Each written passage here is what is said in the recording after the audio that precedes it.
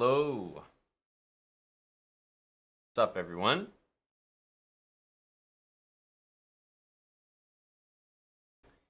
Good afternoon. Thank you to Theo. First resub of the day. 45 months from Theo Gantos. 2.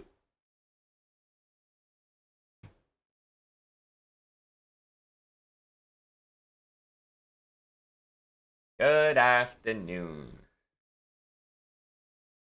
Oh, yeah, that's right. PCL is for sure canceled. Hello, Johnny DJ. I know Markic is a big PCL guy, but no PCL this year. No PCL maybe any years.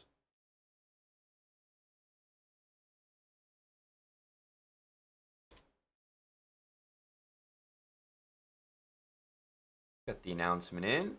I'm checking in on Big Arian's tournament.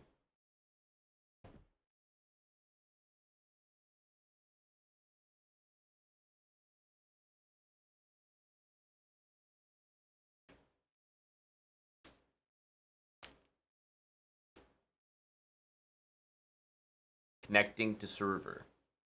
What's connecting to server? On the cam? It's weird.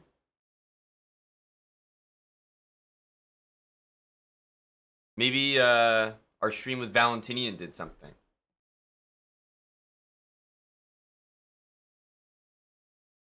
If we go here, I guess we don't see it.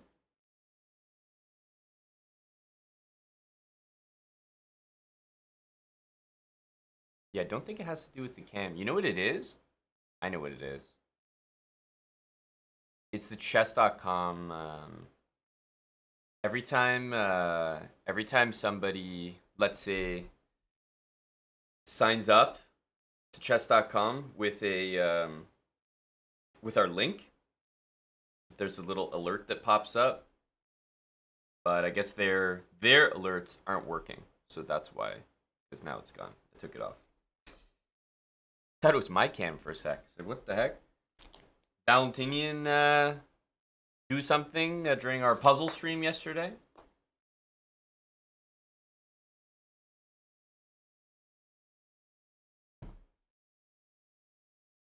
Yeah, we can blame Val. There's no problem with that. I encourage it. Arian has 2 games.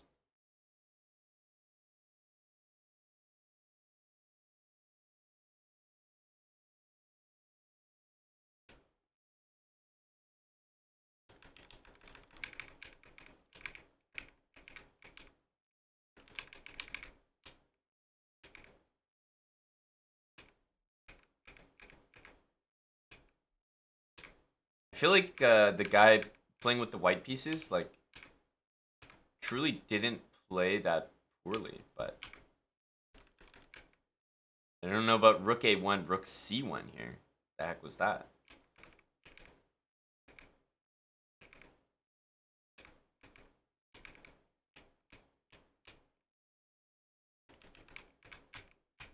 Man, it's crazy how it might be just resignable after this. It's -5 in this position on the engine. -5.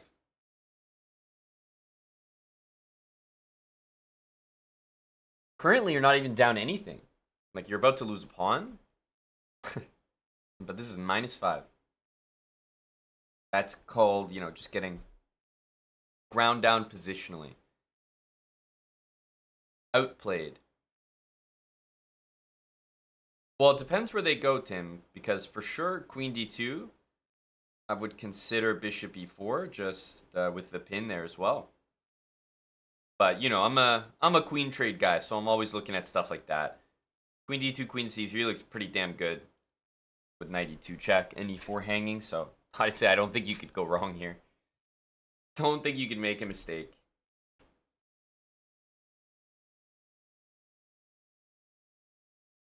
Oh, you watched Play Hacks? The guy we raided yesterday? I didn't realize he was Aussie. That's an even better raid by me then. And in round 1, Arian beat an even lower rated player.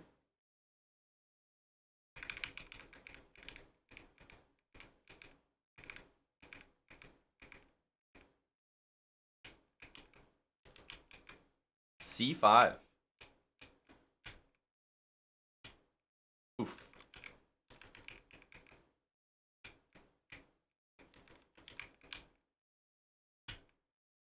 As soon as he brought the queen off g5, then h5 happened. And here you can't even take the pawn because of rook d1.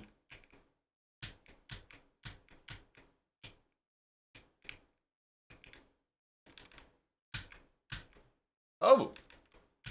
Oh!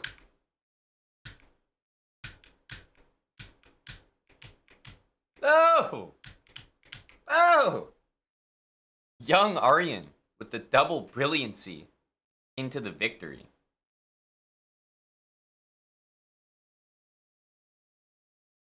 Well, that's a nice game to start your tournament with. I think this was round 1. Yeah, you played a 1700.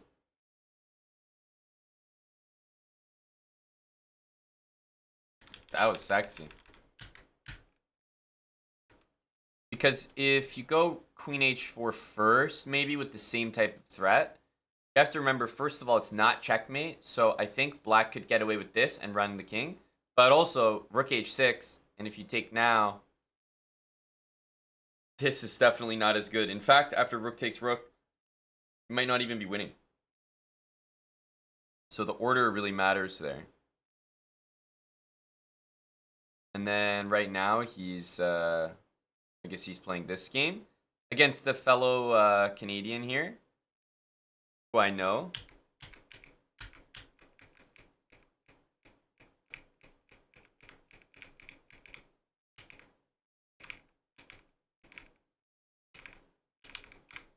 C5 was a very strange move by the guy here. I mean, he didn't have tremendous options. Like, this pawn was loose, and I don't think he liked d5 because of knight c5, which, yeah, I understand that.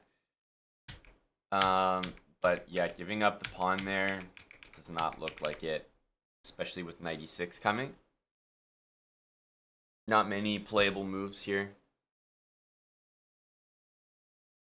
Yeah, 2155. I'm not sure how old the guy is, but he's definitely over 65 because I'm pretty sure he has competed in the World Senior.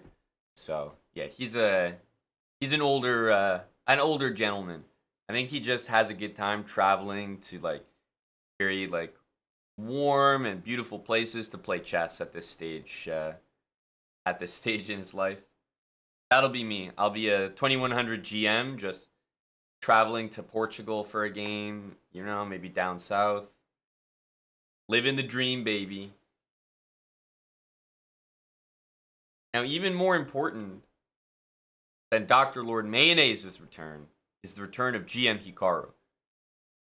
Thank you to DLM for thinking of friends first, gifting a sub to GM Hikaru. Very thoughtful, taking care of others before you take care of yourself. Hello to Dr. Lord Mayonnaise. Hope all is well, sir. Great to see you.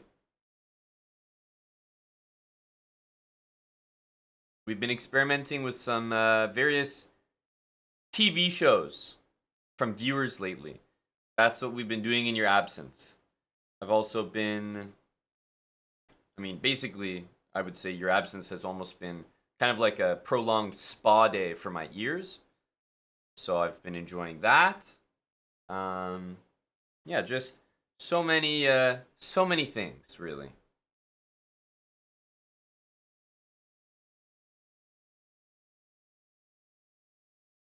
Thank you to Dr. Lord Mayonnaise for 33 months, a tier 3 resub, and most importantly, a gifted sub to GM Hikaru.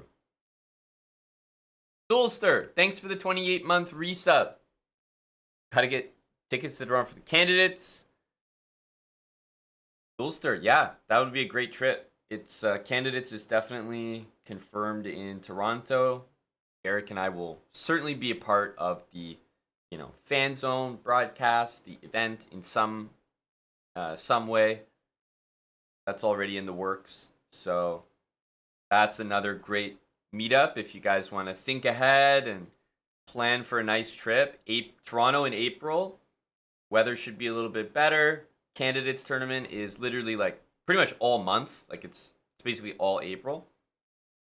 And I think the Toronto meetup for the Champions Chess Tour was a great success. So probably not only looking to repeat something like that, but in a more official capacity, right? They're doing the candidates, so it's a very serious tournament to follow as well. So it should be a lot of fun. Toronto in April. That's the next, I would say, very fun meetup opportunity.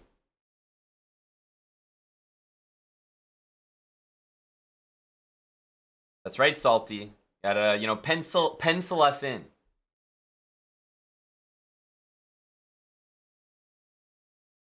I don't think there was an official announcement, Tim, but the more official announcement is just that it actually is happening in Toronto. Because I think at some point there was I don't know, murmurs about maybe Toronto not even hosting the candidates or something.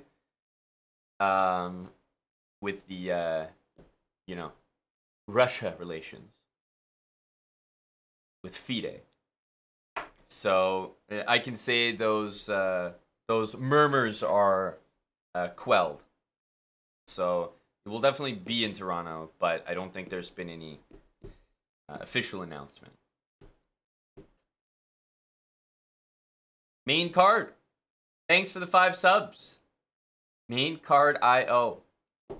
I don't mean to soil your name there, main card, but the main card of the UFC was disappointing when I went in person on Saturday. The main fight was fantastic. Very, very good one. But the main card was could have been better. Is Toronto weather nice in April? I wouldn't go so far as to say that. But it's nicer.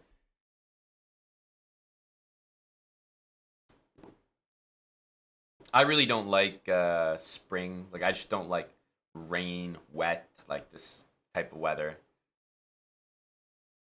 Yuck. So, it's not my fave.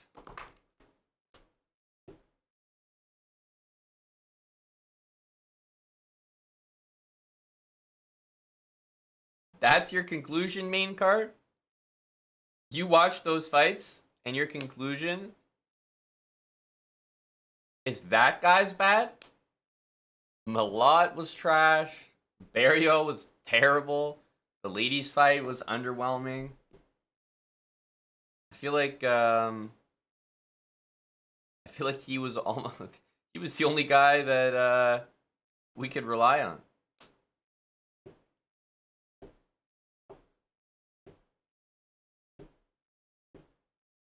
Sean won, but you're biased? Yeah. I know what you mean, man. I could see the judges ruling in either guy's favor for the final fight, and I wouldn't be too upset. I had Duplessis, so I was definitely happy with the result. I felt like he did a little more with the takedowns, but it was like one of the closest fights I've seen, and yeah, I wouldn't be too. I could easily see both results being called. So.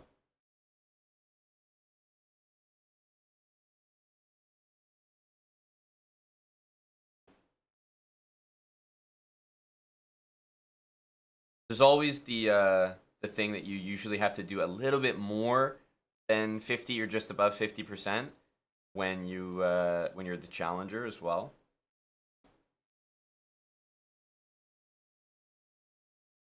Yeah, Faruja beat Big Ding.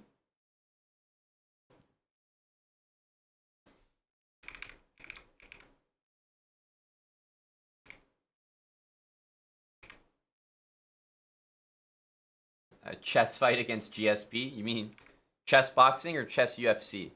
I can tell you that unless we do maybe a 4-hour chess round first, I have no chance.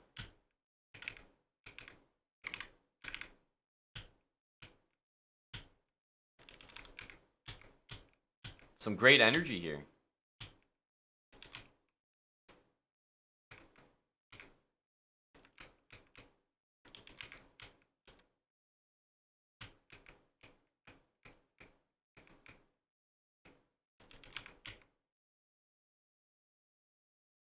Threatening mate, by the way.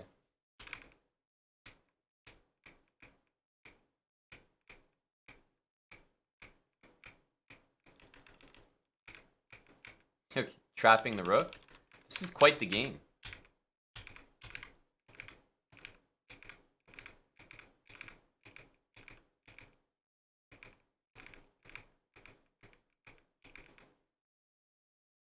Quite the game. How many brilliancies? 3, correct. I wonder, does the,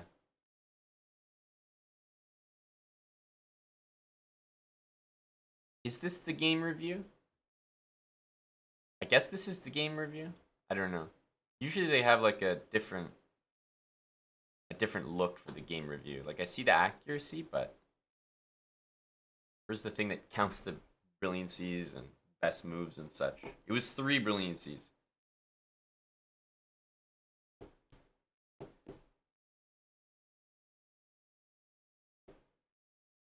When will I ever play a classical tournament? I've played a classical tournament about at least once a year for the past couple, but I'm done competing in classical chess for the most part in any serious capacity. I'll just do it if, I don't know, there's an interesting content idea or tournament to play or something.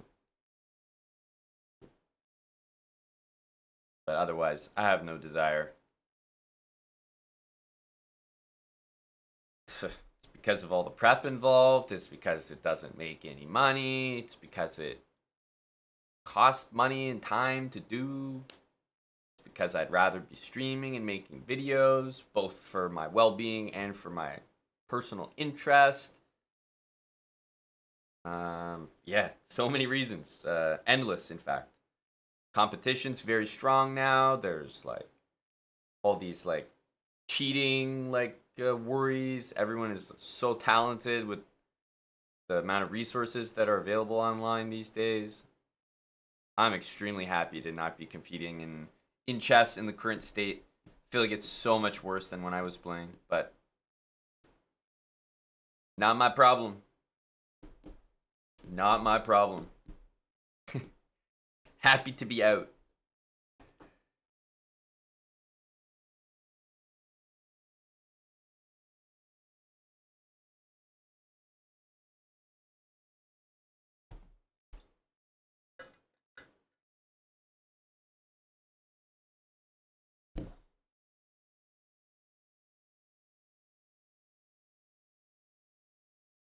Yeah, pretty much salty. I think that's what I'm doing. I'm calling it at GM. That was my only goal with chess anyway. I always wanted to be a GM, but after that, it's like I'm a 2400, 2500, 2600, 2650 GM. It probably doesn't really matter at all. I'm a 2700 GM. You know, that's a nice goal, but to go from 2500 to 2700 is like a decade of work with no guarantee of success and just not a comfortable life like while you're trying to do it.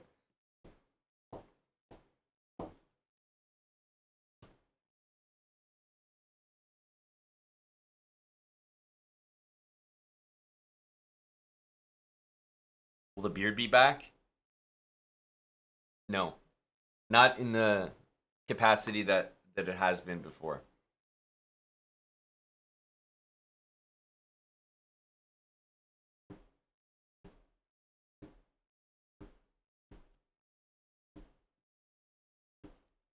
I made sure to do all of my, you know, what the hell were you thinking things in my 20s. Chess boxing, dyeing my hair, every color in the rainbow, shaving my head, growing a beard for an entire year. Yep. Did all that stuff in my 20s. Now I'm in my 30s, you know. Now I'm in my 30s. Gotta behave.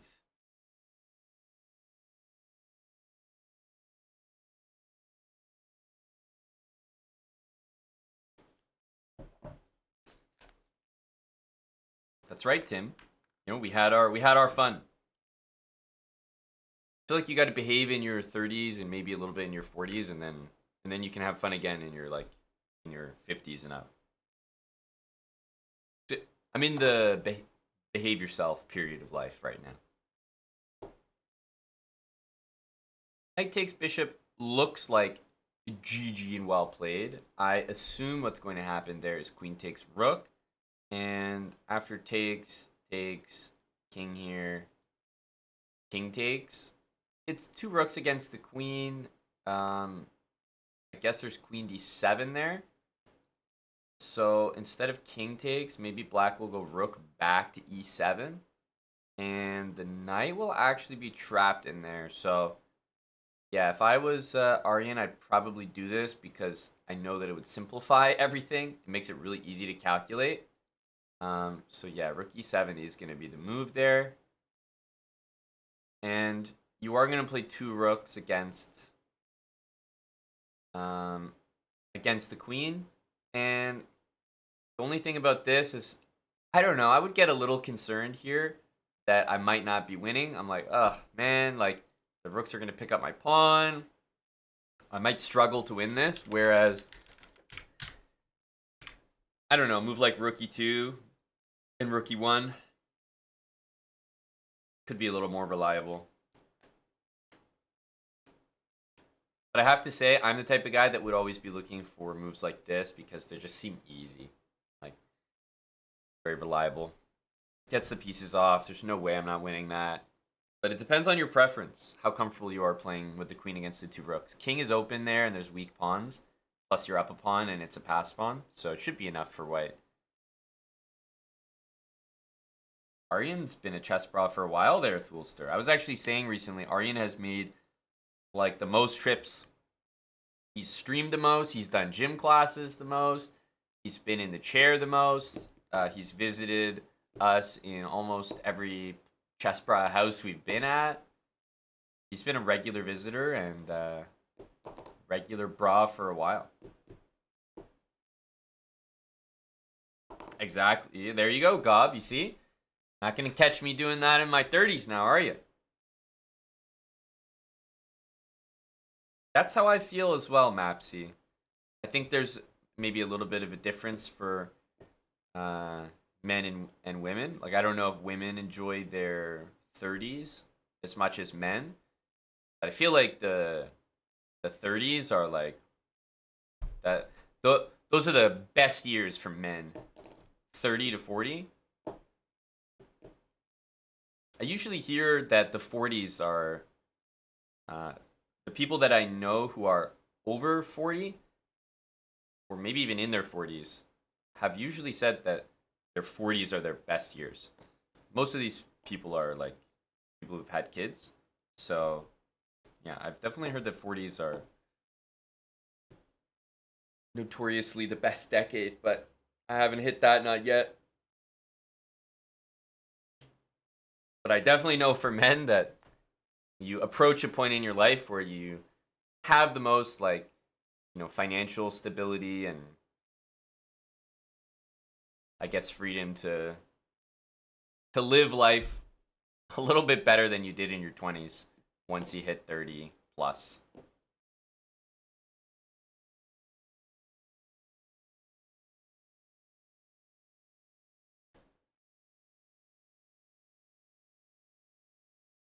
Yeah, my goal is to be Eddie Barber when I'm a senior. Definitely.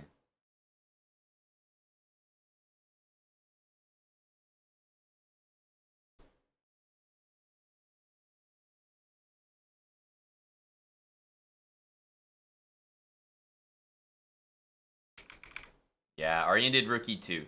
I think this is a move. Like, think about it this way: if you were playing, um, if you were in this position playing with the black pieces, and your opponent played this, you should be very happy to see this, because now all the moves that you need to play are forced. You know, you have your whole line ready for you. You might be losing, but at least you know exactly what you're gonna do. Guy plays rookie 2. That's the move you don't want to see. like everything's hanging. He's planning to just do this. At some point, he could play knight takes g7 anyways. This is the more uncomfortable move. I can't lie. I'd probably play knight g7. But this is a good lesson on being a professional, you know? Don't play the move that your opponent wants to see. Don't help them out.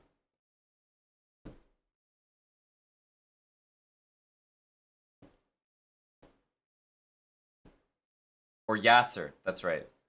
Those are my elder aspirations. I'd say map C, that definitely helps. I can't lie. I can't lie. Hey, Midnight. This is round 3. He won his first 2 games. So I'm just saying hello, starting our stream and checking on Mr. Tari. We got a Johnny birthday in 2 months. Anyone have a birthday coming up? I mean, there's probably someone who has to wait a little bit longer than me, but not many people. I just had my birthday, so we won't be celebrating me for quite some time.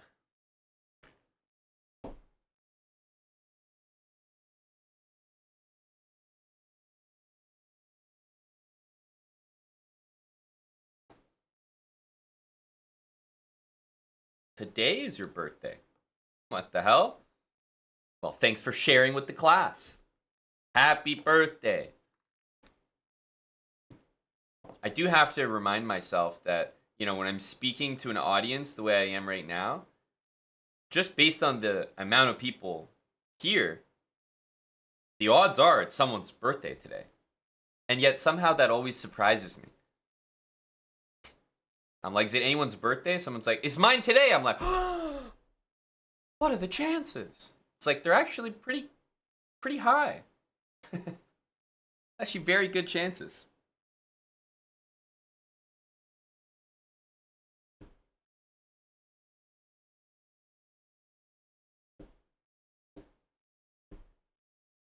I think Arian is very comfortable here.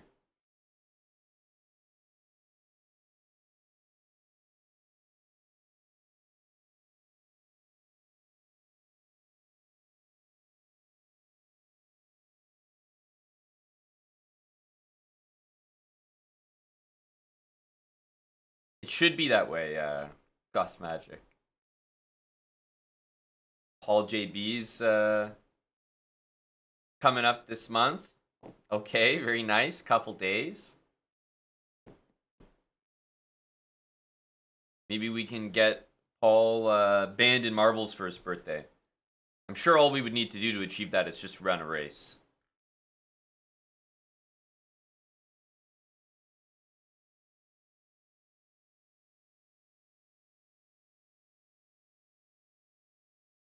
Yeah, we can call this Arian TV, Tim. I might have to brand it. Just go ahead and call it what it is. Arian TV.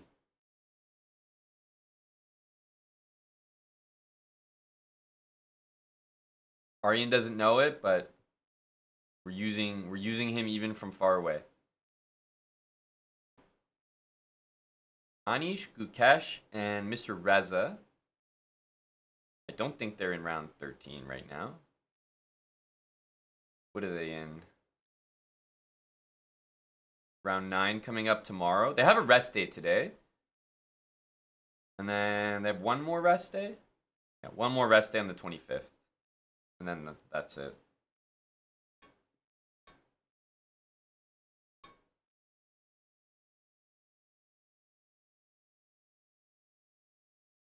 Atari TV sounds I think that's the name we got to go for.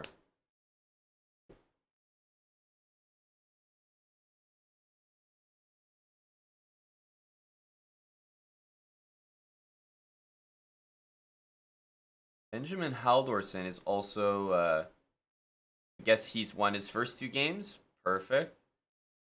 The thing with open tournaments is, well, I mean, Haldorsen's an IM. He's going for a GM norm at this tournament. It looks like he's getting absolutely dismantled in this game, sadly. Oh man, this is just a terrible opening. Oof.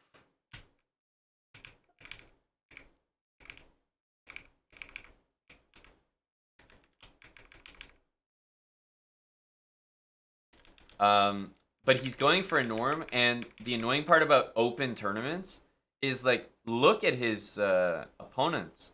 1694, 1949.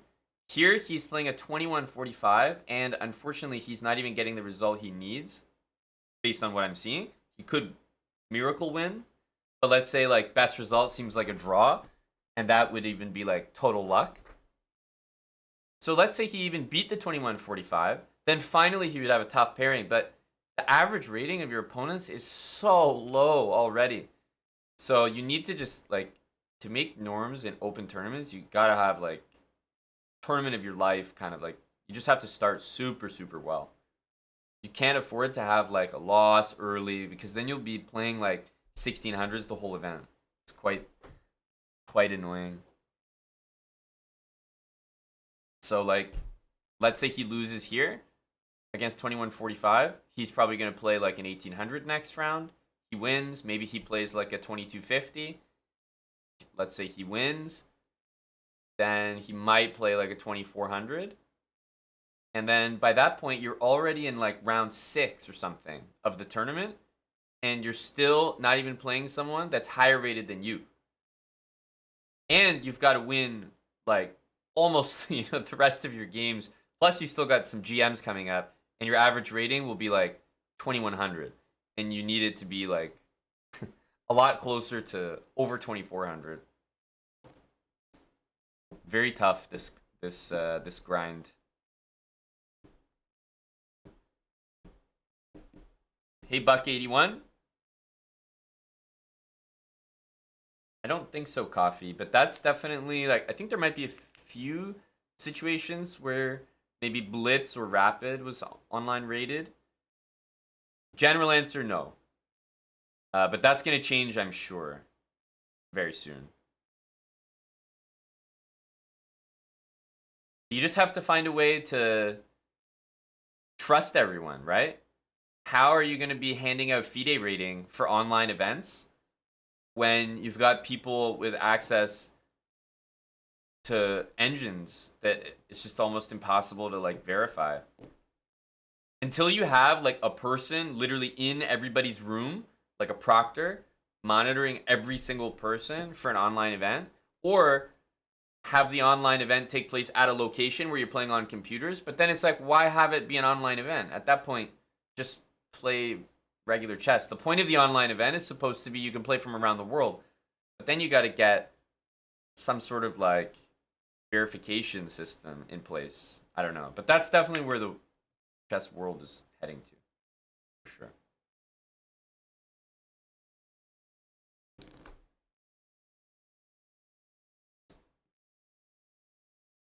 This move really hurts here.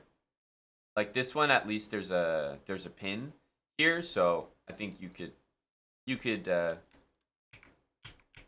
worm your way out. You moved already, which is oh man, see 2145, baby.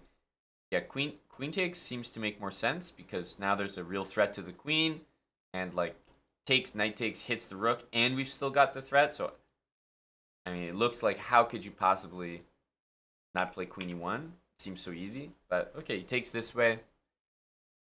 I'm assuming he's looking at this, and then the rook moves somewhere, and then rook e8. But what he's forgetting here is the rook does not have to move anywhere because it's pinned.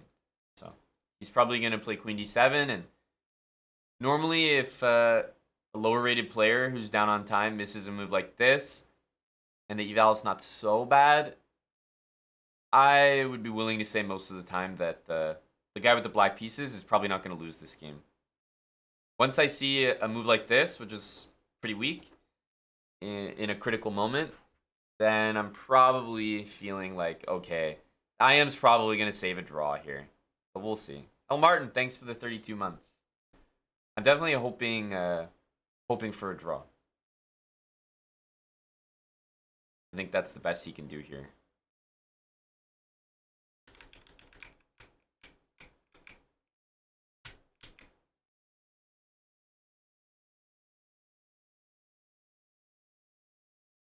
Okay. Threat here. Not too difficult to spot.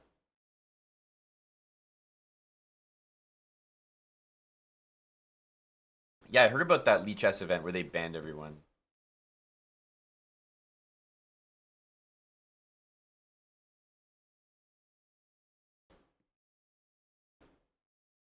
Yeah, Mr. Monopoly, those were the days. Like, you asked me who my, like, not just like favorite baseball player, but who I was like, damn, like watching this guy is sick. Like Manny Ramirez for sure, but Barry Bonds, dude. Just Barry Bonds, plain and simple. It's like we need more steroids in athletes these days in order to get the kids excited about the sport. More steroids.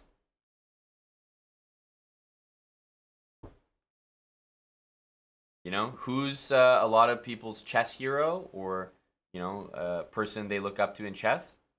Hans Niemann. You know, we need more roids, more controversy. Those are the people that the kids look up to. I know because I'm a big Barry Bonds fan.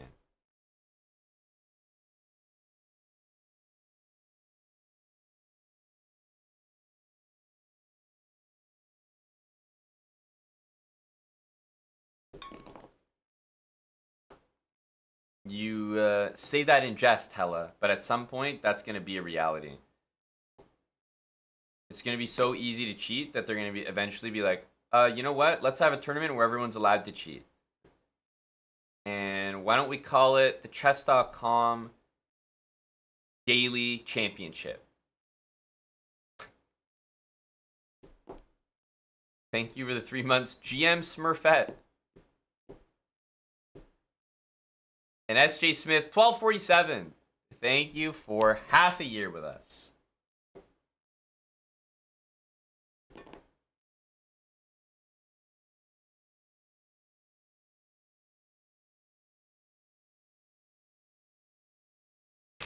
Yeah, Title Tuesday, that could work as well.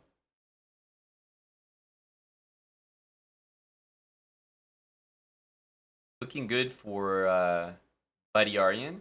Because at some point, once we clarify this, that this can happen, now Arian can probably play a move like this and win with like the two connected pass pawns. Even a rook endgame would be winning, etc., etc.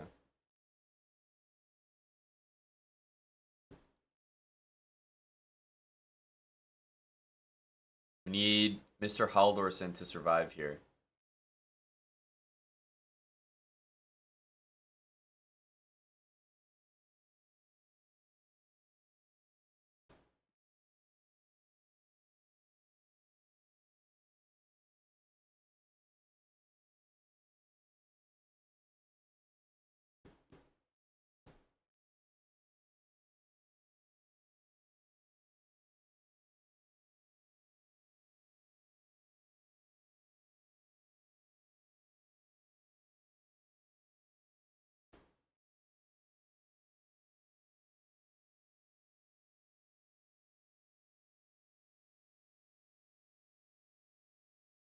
Arian looking pretty comfortable there. Bot Wars reminds me of was it called Battle Bots? Love that show. They build the robots that like fight each other.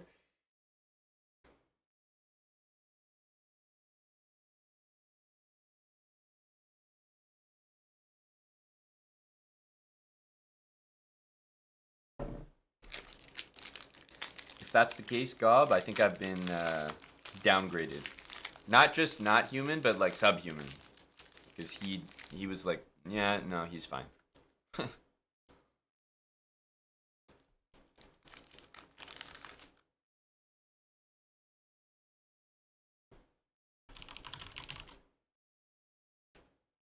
was battle bots.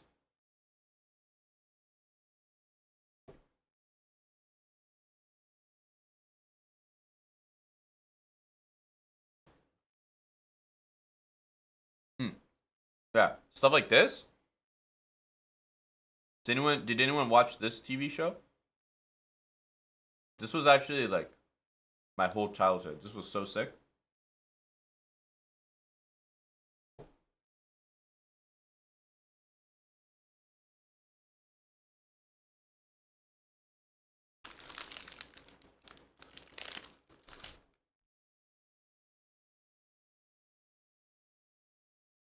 Like this was so entertaining. You build and construct these like robots that are remote controlled, and like you stand out here controlling them in this like arena that has all these kind of like um obstacles or like I don't know what to call them, traps. So not only do you have your own weapons on your robots, but there's also like traps and like things inside the arena that can harm your guy. Hazards, that's a good word. Hazards.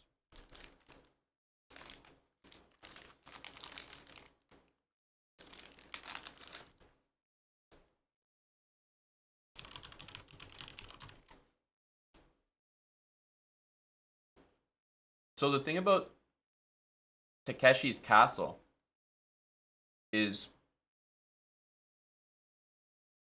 didn't they just make a much better version of it in Most Extreme Elimination?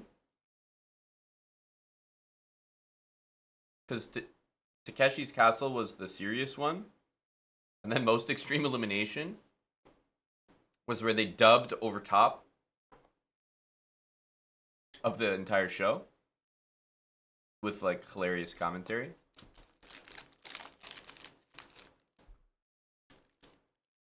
It was so much better.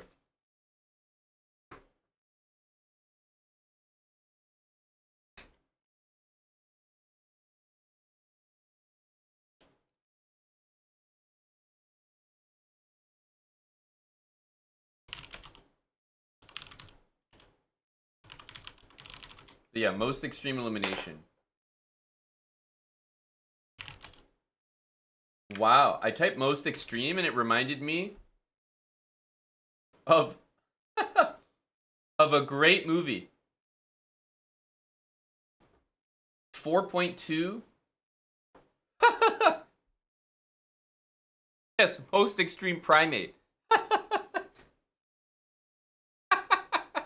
Okay, I definitely watched this. 4.2 out of 10. I love this. This is great stuff. I watch all those. Most Extreme Primate.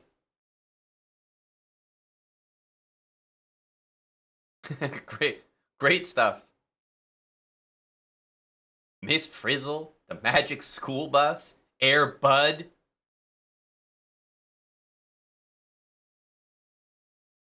What I'm talking about.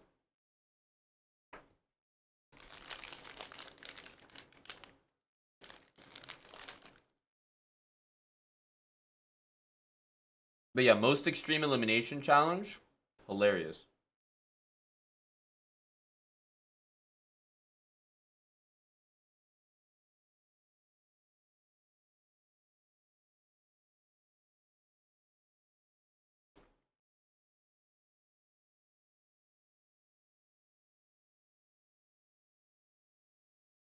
That move hurts.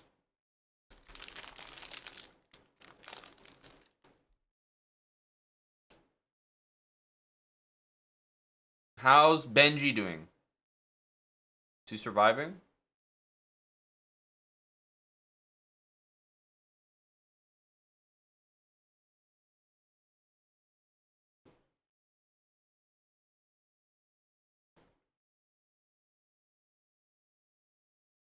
Yeah, he's got a Canadian right now, Gob, but you're not wrong. He did in the first 2 rounds. But there's some retribution being paid at the moment back to Norway.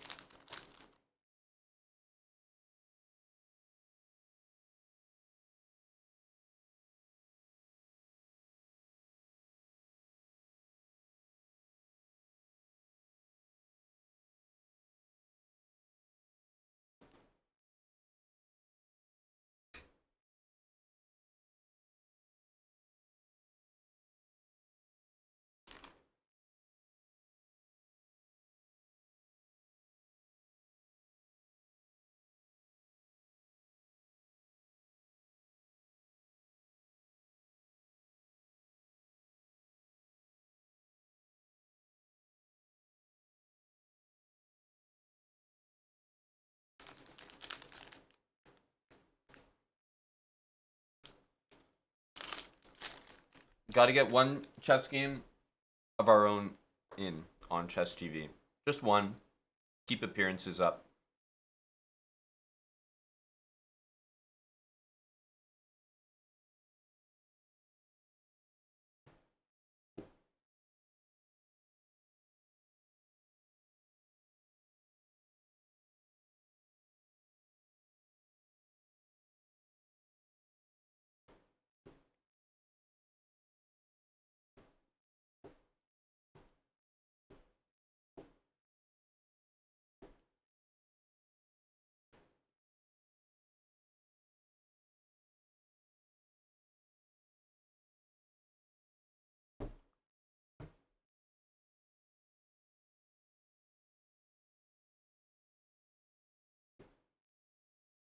Try not to take and give him the d5 square, but we'll see how successful we are. Bishop a5 looks annoying. Queen e1's a very obvious way to threaten it. Still doesn't mean it's a bad move.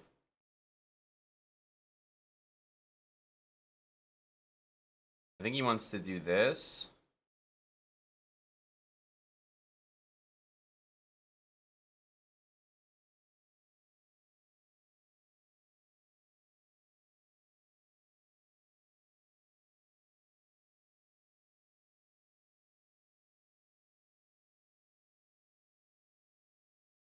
I think rook here, I'll go bishop c3.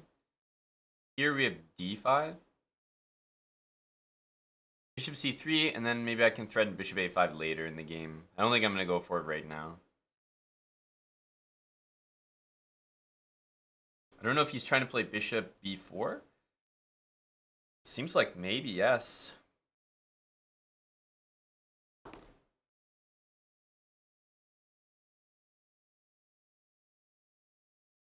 Let's go here. This threatens the pawn, so I think he has to react to it. If he takes, knight takes, then he's got two pawns hanging. So maybe a5 was not the move.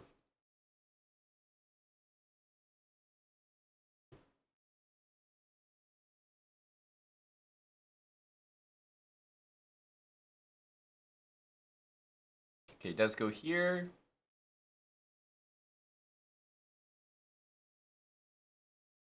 Okay. Bishop c3 and d5 looks correct. Yeah.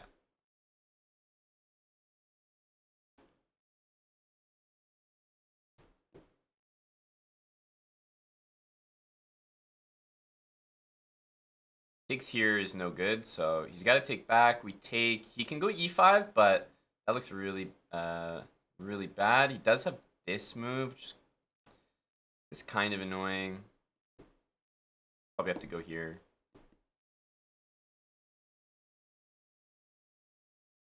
Let's check though, because maybe we can go here.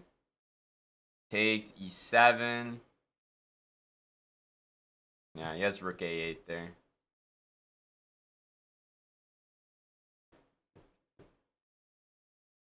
Goes here. I guess he's planning to take with the rook because he has a back rank threat there. That's clever. He also still has this move, which I think he forgot about. So takes, and then honestly, I think I should just move my rook.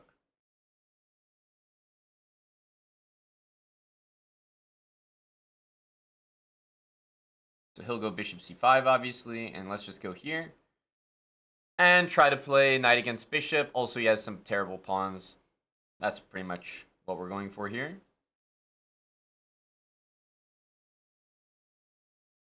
Thanks, good old Tesh. Okay, this is a very strange move. I wanted to play this move anyway. Don't understand bishop f4. Okay, don't like that move for him either. This move is going to be very ineffective. Not only is check looking very good here, but rook f3 covers and also attacks. I think he's kind of in some trouble here.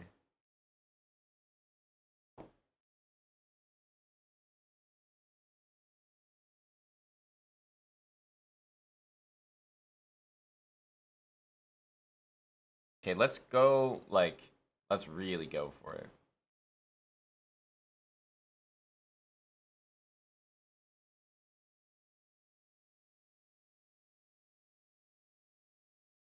this is going for it too much.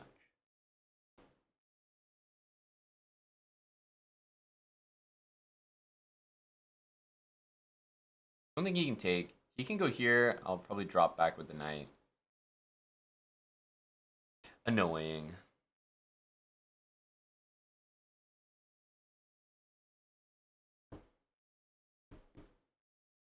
He's got to take, and then we'll return this way.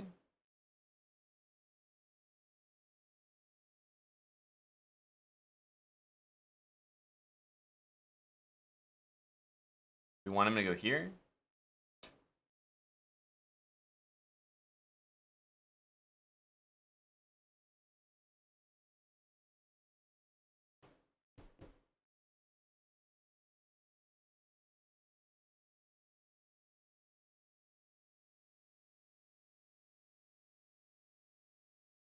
Damn, didn't have enough time.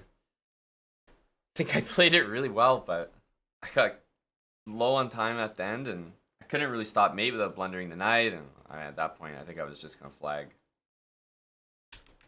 Shame that he didn't take f2, but I mean, nobody's really going to take f2 and allow the mate that I was preparing to happen. Thanks, Brayden, for the 8 months. Welcome back, Brayden, to the max. So we'll have to take this after knight e2. This is normally what they do. I can't say he played it well, because I guess it wasn't great by him, but he definitely played the end of the game very well. Good speed. It's castle. We're going to play f6 here.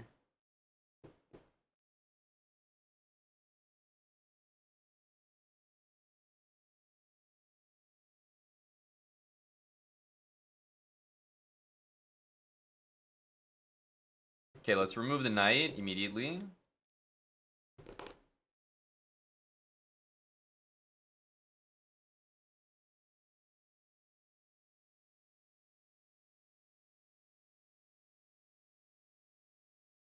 Total Lackey, thanks for the 5 subs.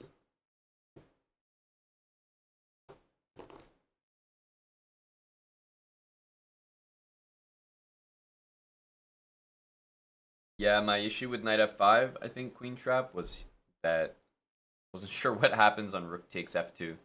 Knight takes h6, I'm like, okay, can I even stop the rooks from perpetual checking me? And then on top of that, bishop f8. I think he's kind of defending there.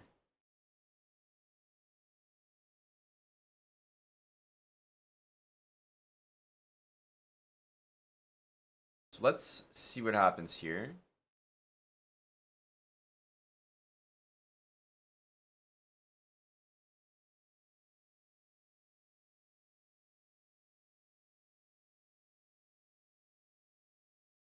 I'm not even not even necessarily planning to take, although I realized I can take it now. But that wasn't actually my intention going in. I think it's what I'll do now, though. The h-pawn is gonna, I mean, no way he plays this position without moving the h-pawn, so we're gonna go h6. We have to. Just got rook a2 to defend, so we're gonna have to be quick here. I wish my rook was on f8 now, but I wanted to move it to allow knight f8 to happen in some lines. Let's go here and not queen b5, because I think this queen might actually be useful. Let's go f6 to stop this. If he takes, we get our knight d4. I don't think he'll allow that. But now if I take, I'm also hitting f2 for a potential rook on f8. Okay, he does go there. It's a very aggressive move. Obviously, he's going to sacrifice. And then, I don't know, play h6 maybe?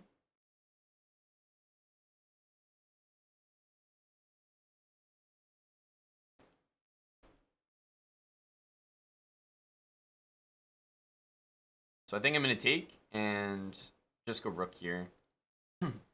Double the rooks. This is covered. I mean, he can like thread mate, but I can take it or go rook f5. This is protected. And I can also at some moment play this. Okay, here he wants to play f4. It's actually clever.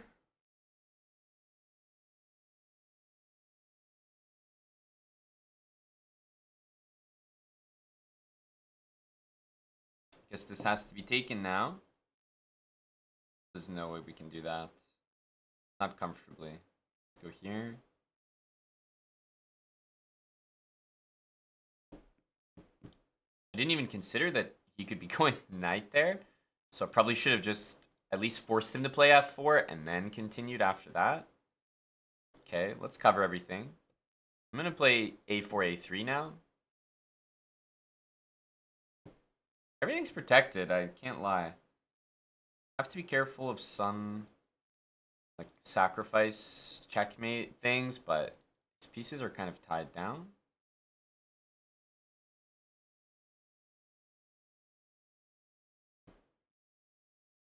I'm going to move my king. It's probably going to go there.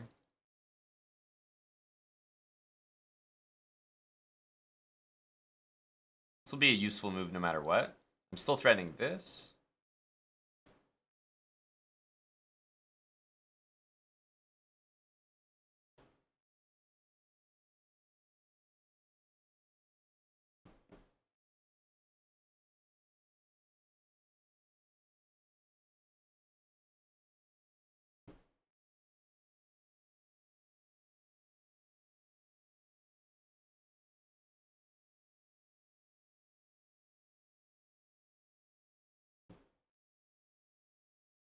King e1 would also get mated, or at least the queen would be lost. Queen b1, queen e4.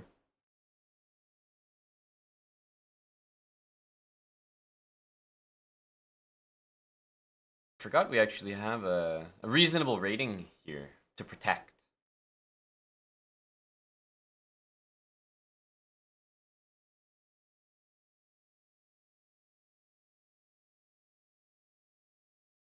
I know he wants to play bishop here, so I'm trying to intentionally wait so that I don't play here and then he goes there. But he's also doing the exact same thing. Now it feels like we just don't want to cede any ground.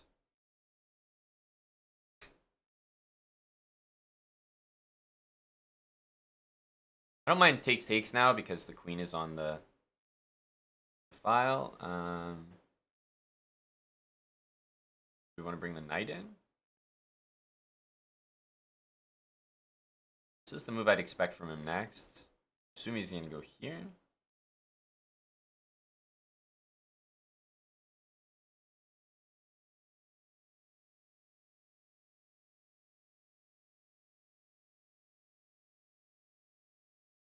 F6 is very annoying.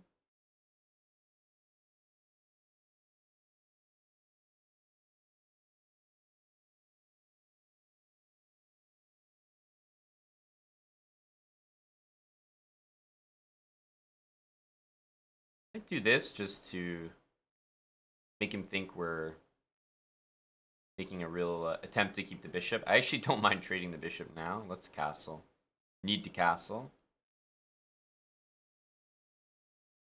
In some moment, there might be a knight takes c5. Always got to look out for those when there's a hanging bishop.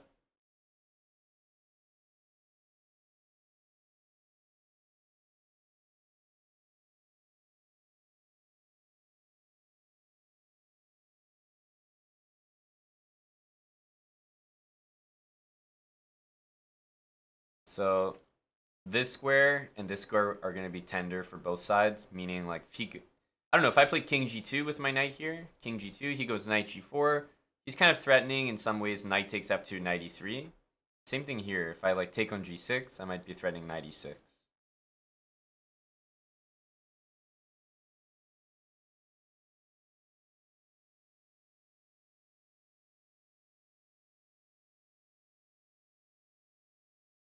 So knight here is almost working.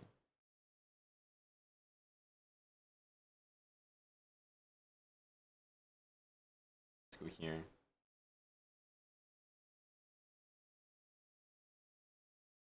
trying to get something going with this e6 square.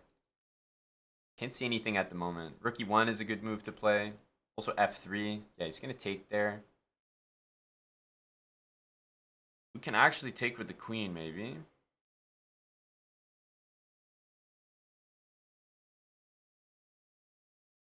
think he's going to go takes queen c5. If I had to guess.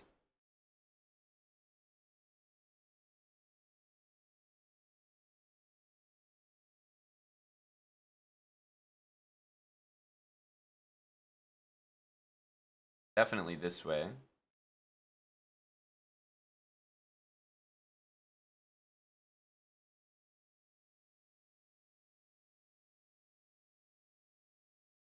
c4, he's got knight there.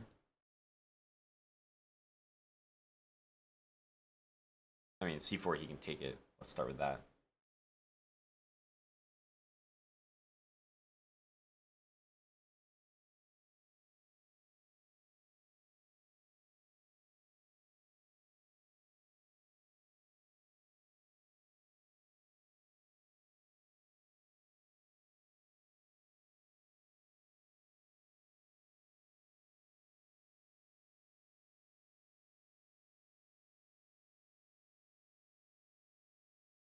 I need him to play that.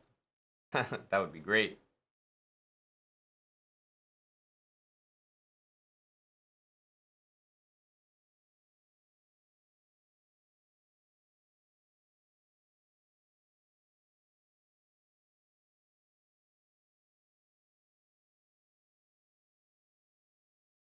I don't know if I actually want to give him this pawn.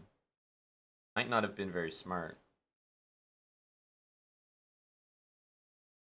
I was gonna say, I assume he's gonna do that.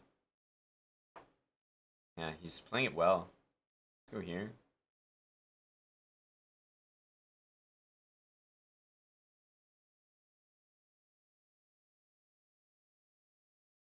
Gotta go for g4.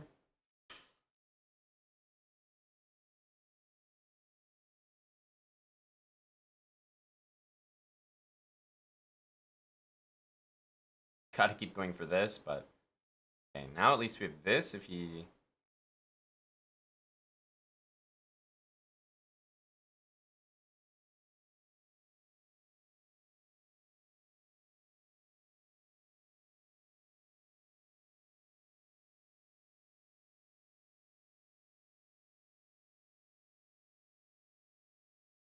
okay.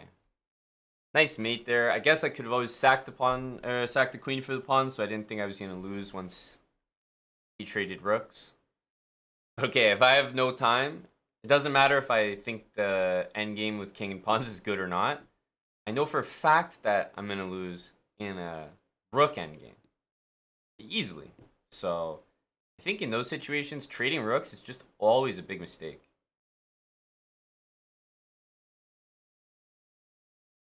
Knight e4 is a mistake here.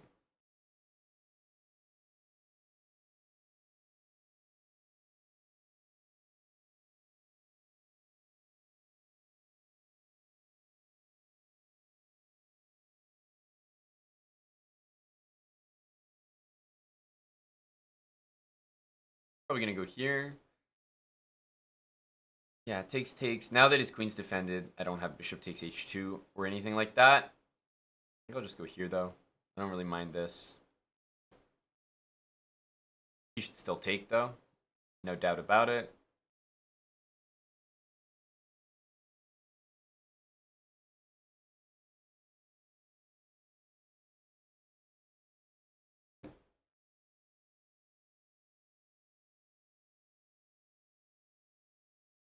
See where he wants to put it. I have knight e4 ready.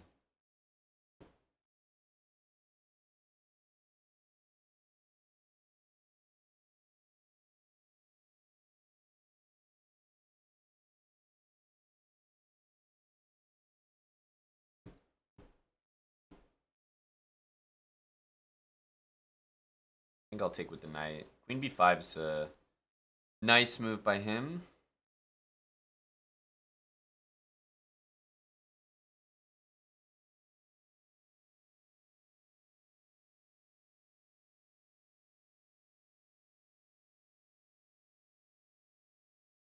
I don't know if he's considering taking this.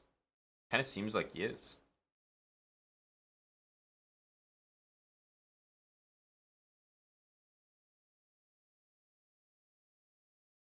Let's sack. Let's sack the pawn. I really think he should trade my rooks. If he just takes, then I'm happy to keep more pieces on the board. So I think he makes the right call there. Here I was just going to get the queen in. Here, queen b7, rook here, knight e5, takes. It's kind of a problem.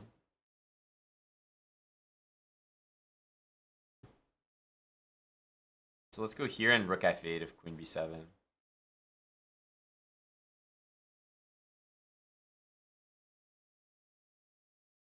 These pawns don't seem very mobile at the moment. Knight e4 I'm about to play, which will tie his rook down. We both have the exact same plan with knight e4, knight e5, and I think both of our rooks are going to have to stay defending here.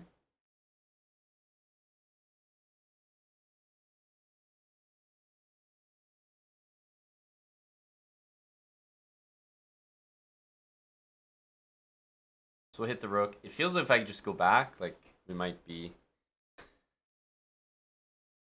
I don't know, it looks like we're repeating.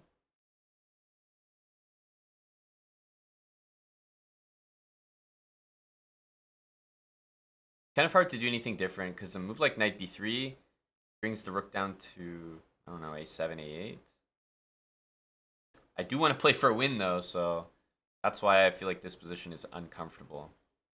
He can do the exact same thing to me that I'm doing to him right now.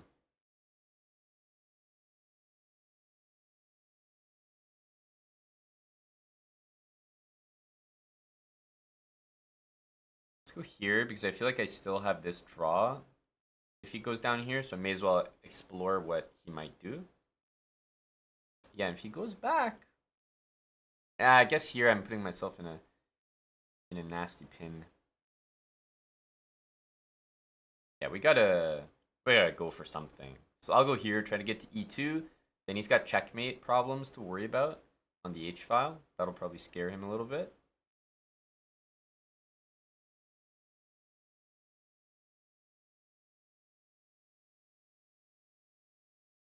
We got this, and if he plays g4, we got that check.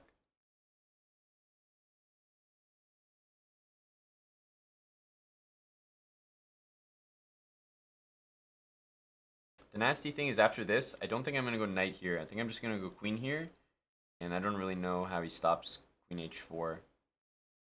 He's got queen here, and we just play g5. g5, I guess he's got knight g6. Takes, queen takes, and takes. So...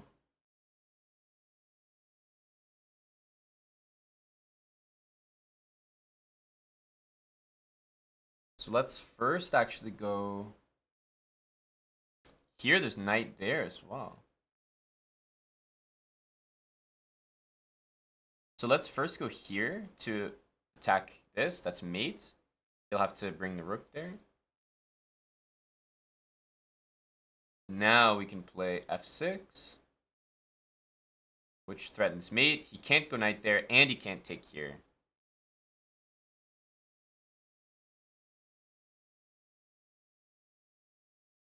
Oh, he's just lost.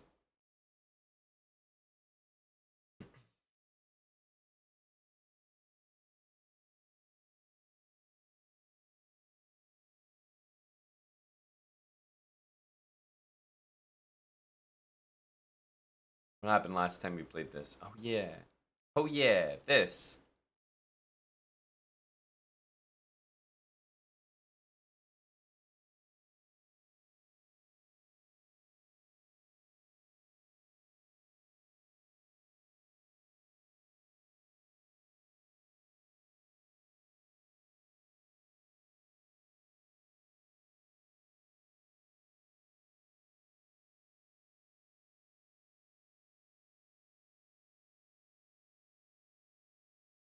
I'll take the win there. Cinemoto, thanks for the 72 months again, bud.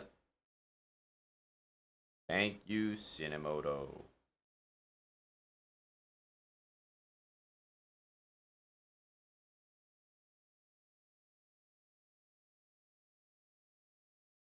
Bring the queen back.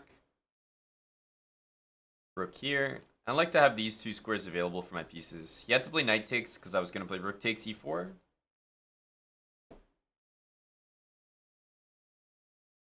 JXV. Thanks for the 34 months, buddy. We got a little KO in there. I can't lie. You might be trying to do this. Low energy move. Let's start with this. I think it's a bit better than knight e5. If he goes here, I'm happy to take and go f5. He's probably going to go here or g6.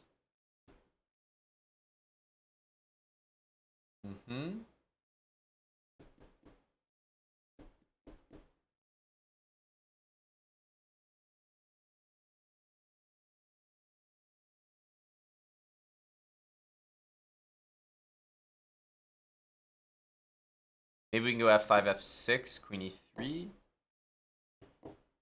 Very risky move, but I'll do it. So e5, f6. He can't take. I'm just trying to like disturb things here. I don't really think what I'm doing is good, but knight e4, knight f5. And if knight takes f, knight d6. And here, as crazy as it looks, I was thinking either knight f5 or queen e3. Knight f5 takes. Queen h5. He has king here, so it's not as good as you might think.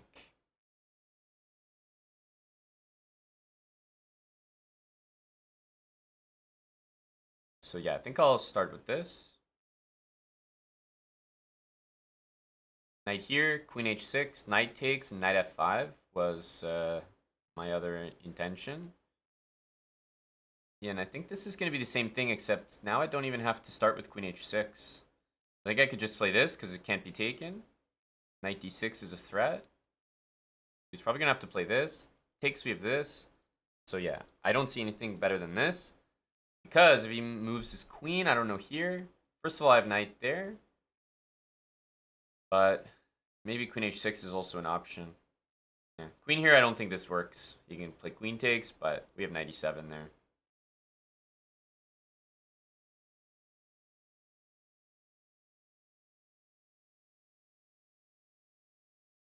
I'm definitely thinking about this anyway, but let's just take the material. Let's take the material and calm down.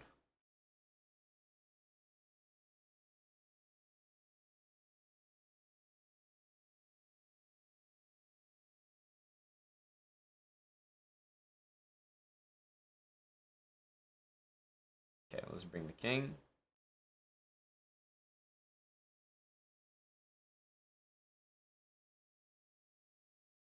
I feel like having the rooks like this is good because it seems like there will always be an opportunity or a need for me to double the rooks.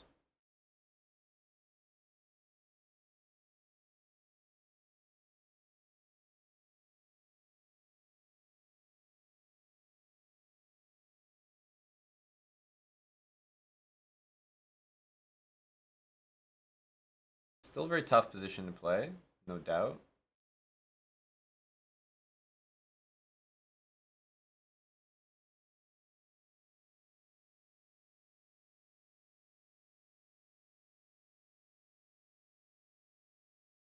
Okay, let's offer him a really tempting queen trade. Yeah, he's gonna decline it. It's probably smart.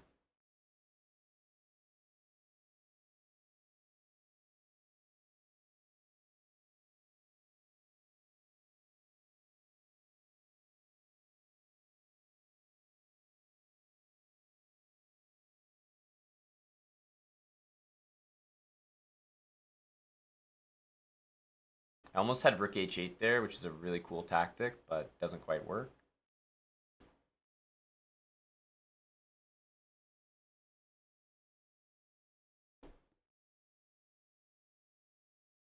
Just gonna go.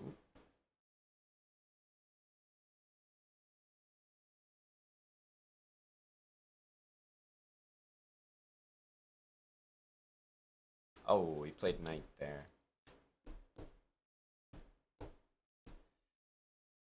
Yeah, missed that. I mean, of course, he's gonna go knight d4, a very logical move, but I forgot it was hitting my rook. Had to make a quick move, and my instinct for my quick move was nothing that would have countered the most logical move in the position, knight d4. And that one, I mean, we're just punished for being too slow, which we deserve. Can't complain about the quality of the moves, but I can lodge a lot of complaints for how slowly they're coming in. Maybe we'll go knight c3, knight e4. It's another blunder.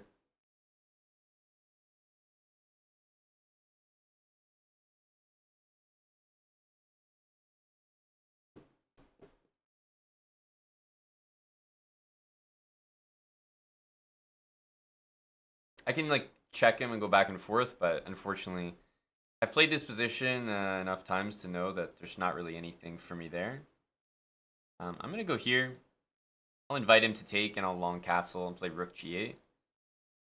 I don't know if that's good, but that's the plan.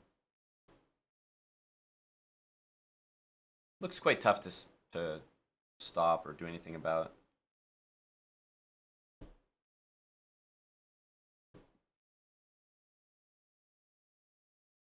Material's only equal right now. He's not even up a pawn by taking that, so it's kind of why I felt okay here. I mean, almost have to play this.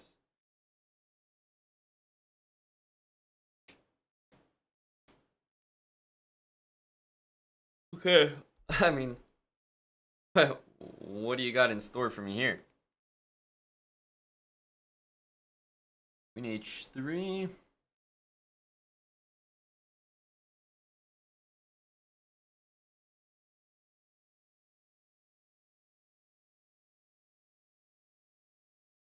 I was gonna say maybe just double the rooks.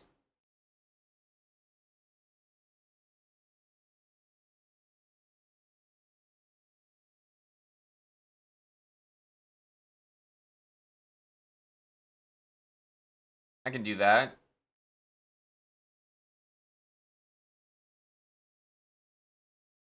Here, I suppose he wants to go there. It's the only move that really exists for him. Okay. Moves to e1. I'm happy to see that move, though. I can go f5, threatening f4. What do we really want to do here? f5 doesn't look bad.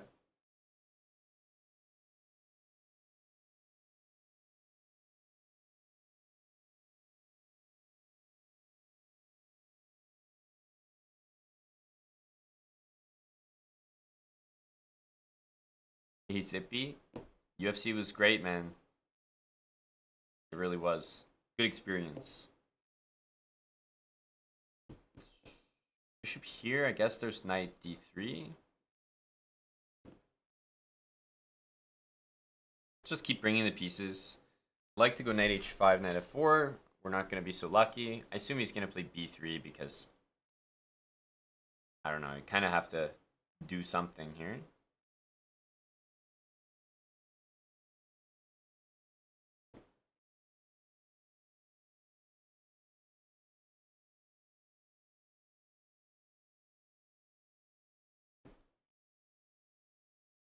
I'll be greedy.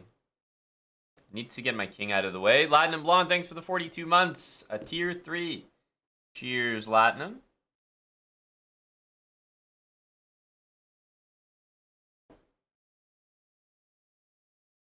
I'll just take.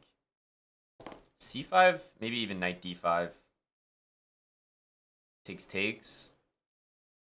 Looks pretty good.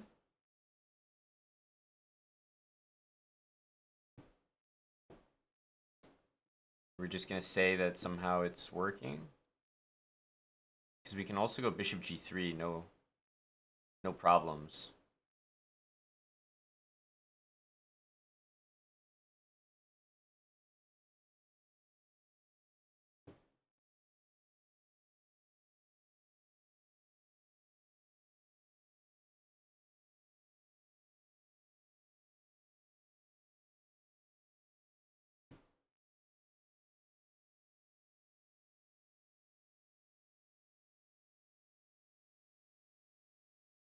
Knight c2 is not a good move. Which one do we do? Queen takes to have the knight still guarding. He's probably going to grab this pawn, but he can't really do it with this attack, so I think he's in an uncomfortable spot. He takes, but this is hanging.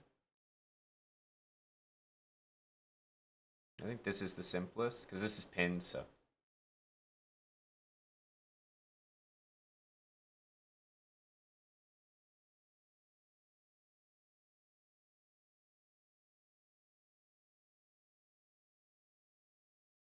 Get a win in there.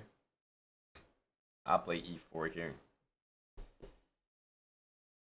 Title Tuesday? You mean tomorrow, Theo? You planning your week out? Yeah, I usually play in Title Tuesday. I usually do. For better or for worse. John Harris Jr., thanks for the 2 months. Good to see you as well. We're going to play like Tim. This is the Tim opening.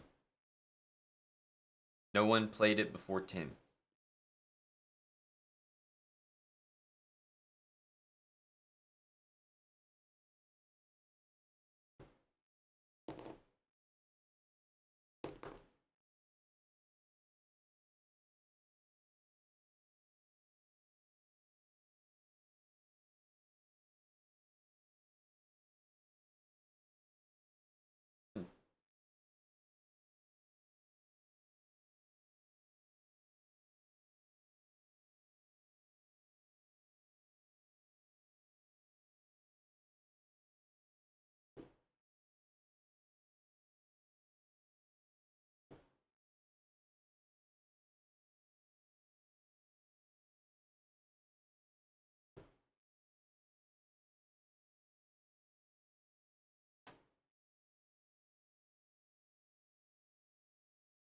Okay, assuming he's going to go b4. Not much else to do. Wow. That is a surprising move. Go here. Maybe we should have just taken it right away, but I'm okay with this.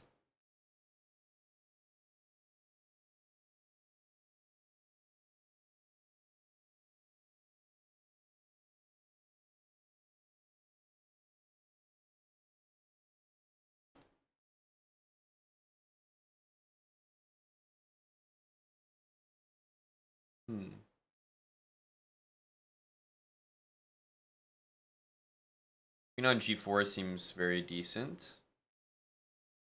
I don't like my bishop on f1. It's not a bad piece, but it's just not doing a lot. I definitely think this guy should be over here.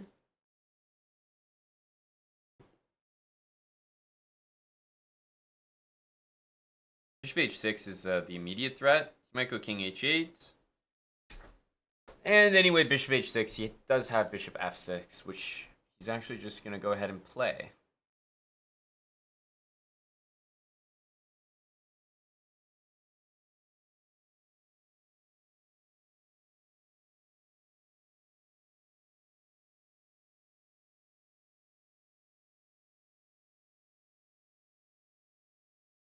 He can't really go a4, so I'm just gonna make a move like this, h4, h5. Yeah, I can't say I have much to offer here in terms of great advice there, AG. Not a guy to learn from.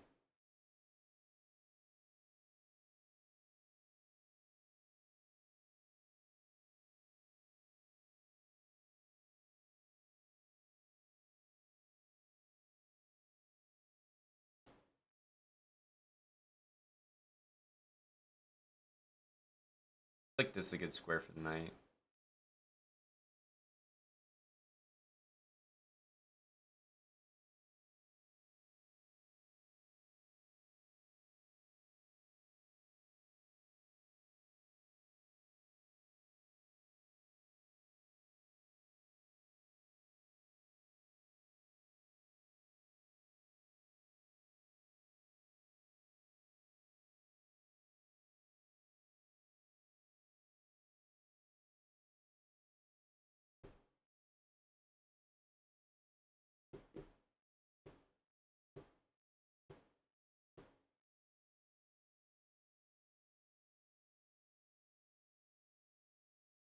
I was just about to say he can't go there, which is nice.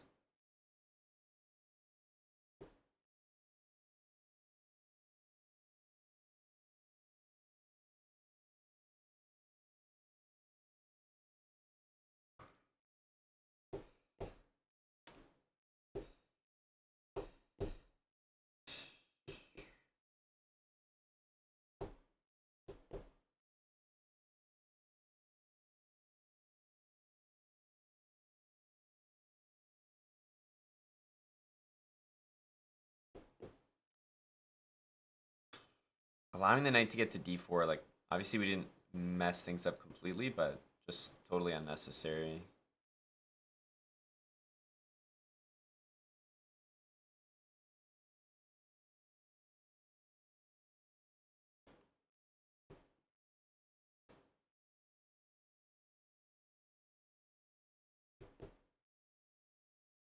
Should be able to just force a queen trade here. I think that's the easiest.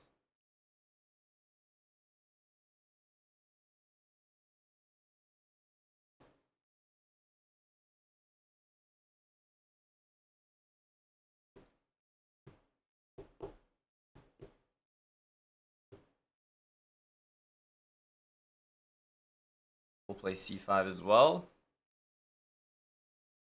Copying him. Queen f3. Are we going to see queen g3? Yes, we do.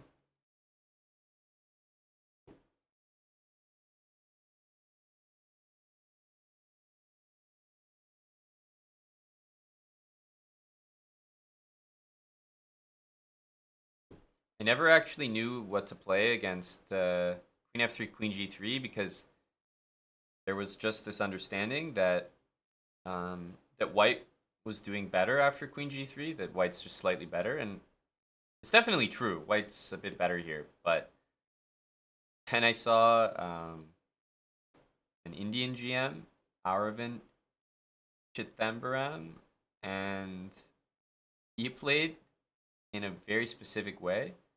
And ever since I saw that game, I've played that exact way every single time, and it's always worked out well. And it's just to play bishop c5, trade everything, not to play knight f6 like a dummy, bring the knight to c6, and then play f6 and h6. And then you're just safe, you're fine. d7 you can defend with rook d8 or rook c7. I swear I've like done really well in this position ever since I saw that game. Very easy to remember the game because it was at a tournament where I became a GM, so I remember all the games from that tournament. We played against, I think it was...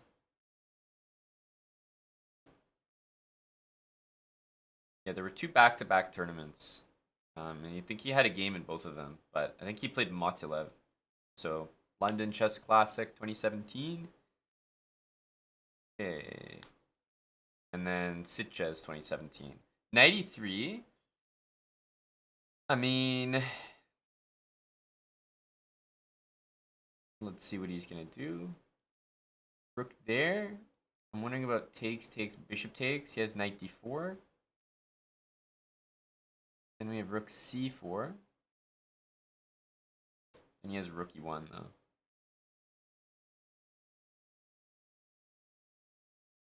It's very close. Very close. I'm just going to play here.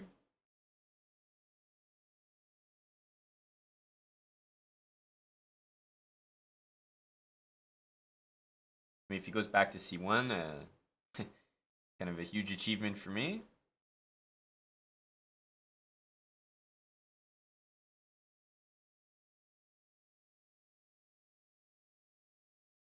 I think he's going to go here.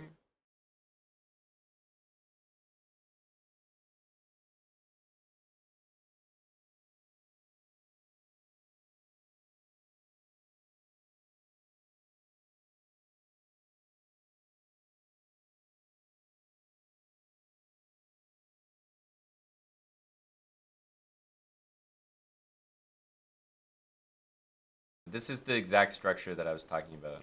Man, it's so comfortable. So I'll play knight here, and my favorite place to have a knight in this position, f7. Just very useful. I think this knight's kind of irrelevant. I could have played g6 there, but I really like trying to keep the pawns like this for the most part. c5, just a useful square. It'll be covering something. Doesn't have to cover something immediately, but it'll be useful one way or another. I just need a waiting move here. Don't really have a ton to do, so yeah, let's go e5. I like this. All my pawns on dark squares have a light squared bishop, so that should be good. Let's play d5. Maybe a bit much. Allows bishop to actually, yeah, might actually be the way.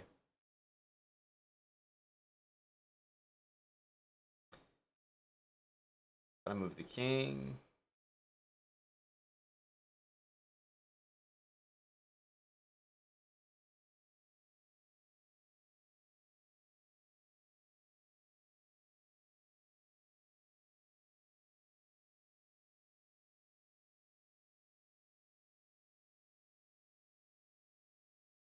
I think we take with the bishop. Rook takes rook d1. Let's take with the bishop. He can still go rook d1. It's not that he can't.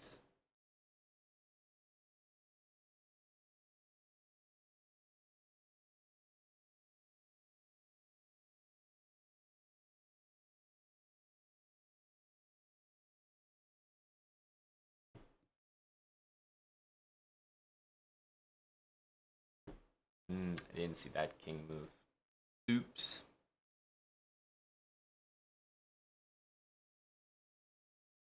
Bishop should do better than the knight in general, but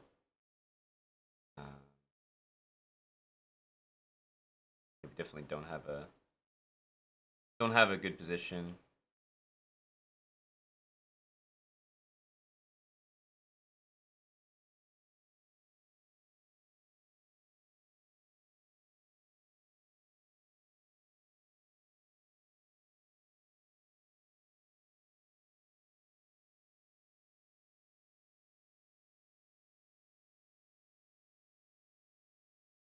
Nice. I mean, if he pre-moved it, just credit to him.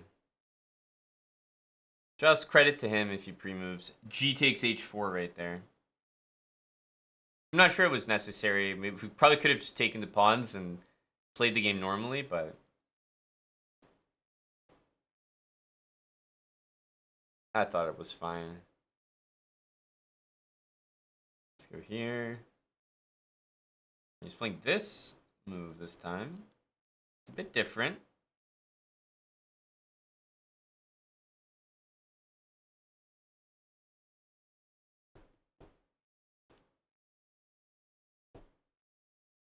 Guess we take. It's not required. Maybe this first. I feel like if he takes there, then I want to take here. And take back with the knight.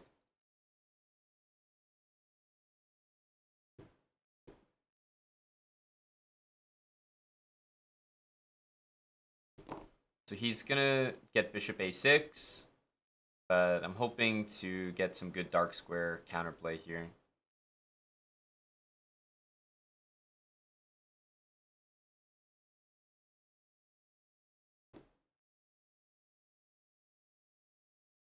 Yeah, let's just go here. So I can actually play knight b5, but I think we don't need it. Rather just go here. And knight b6 gets always covered by b3 really nicely.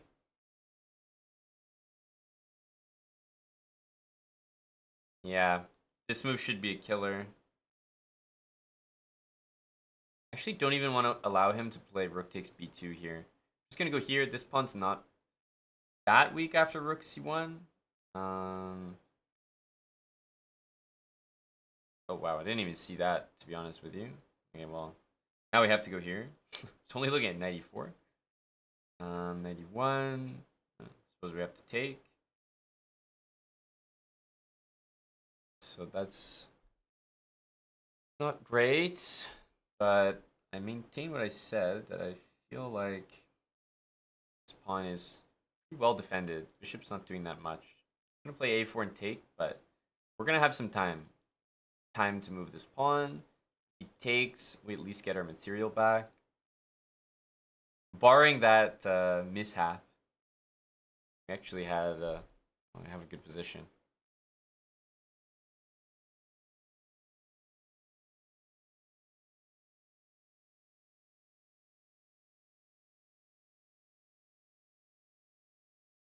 It's possible he spends time to not trade the bishops, but I'm not really sure him keeping that bishop is so valuable.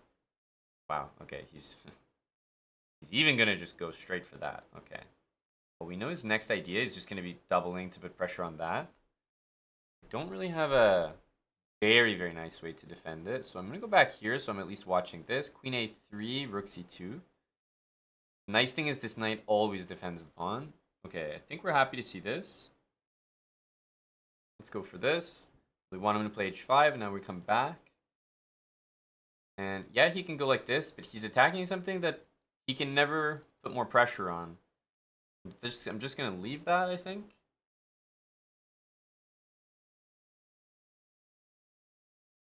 Our king is quite safe.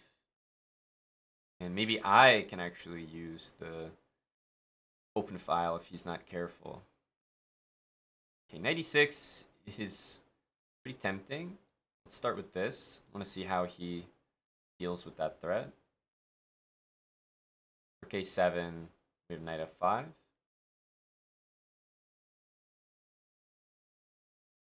Okay, let's go for this. We always have rook a3.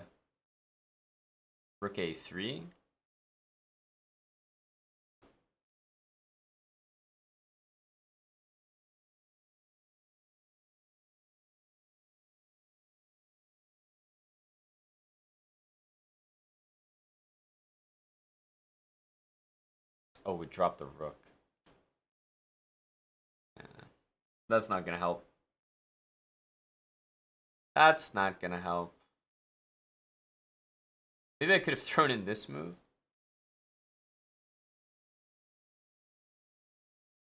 Yeah, it's not much to do. Not much to do when you drop a rook.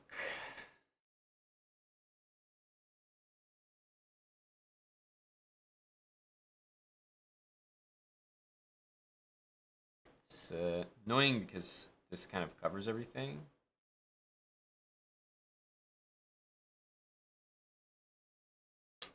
It's just up so much material that nothing really matters. Doesn't really matter what we take or not.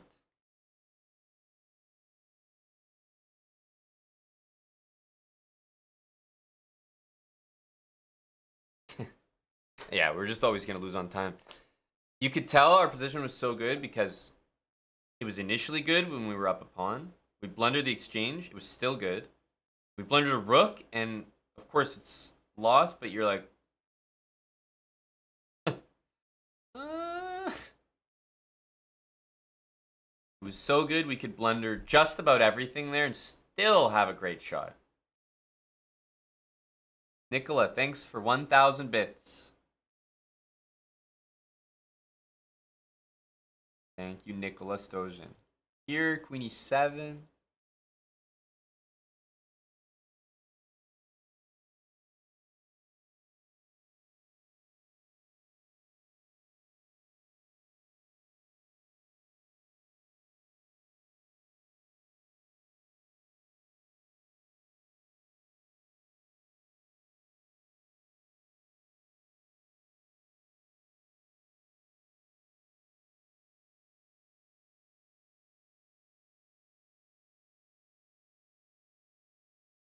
Ooh.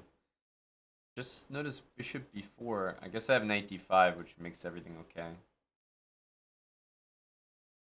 I'll be greedy. Very greedy. Oh, too greedy. Too greedy. Here.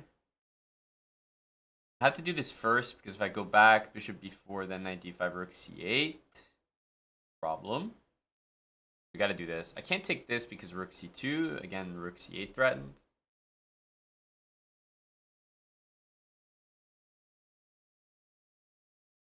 Also kind of a problem.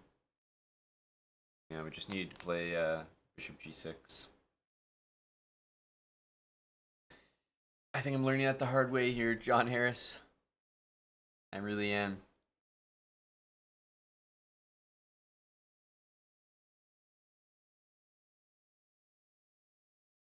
Because this is actually quite difficult to stop.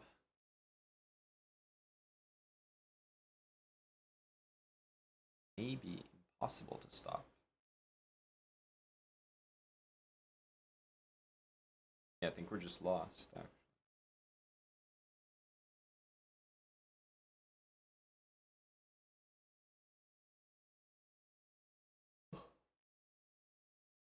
Yeah, I think so.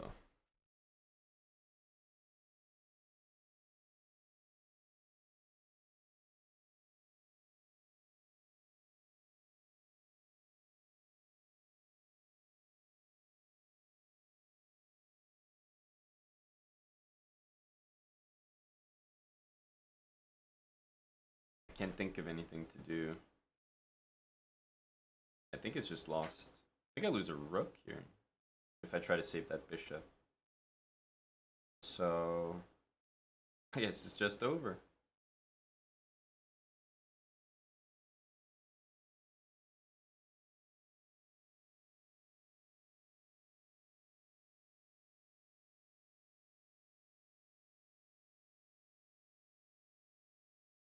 I don't really know what to do. Maybe, yeah,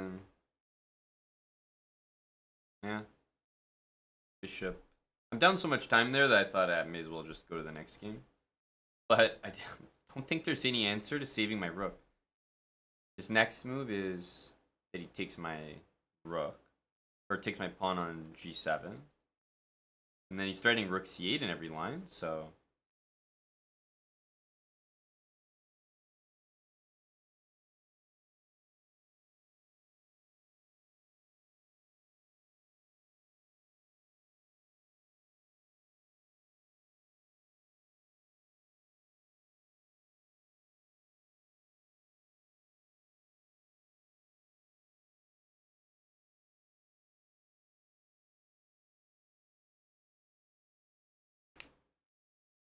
He played b5 last time, so... I'm quite sure he's that type of guy here. I think he's going to go for that. Here we have d5 at the moment. This.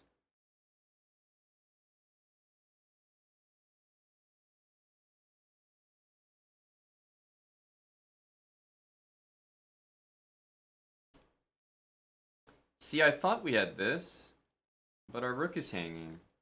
Oops. However,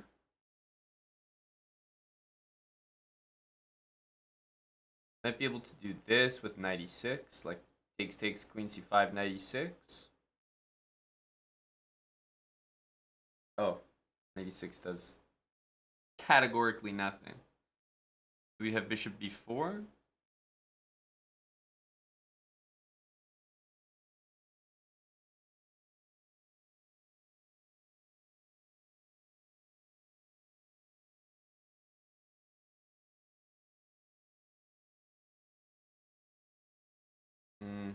I don't think so. I'm gonna do it anyway, because it looks like fun, but I don't think it's...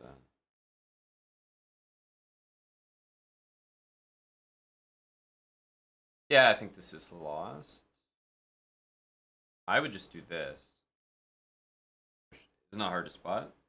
All we have is our c-pawn there, but the three pieces will coordinate very easily.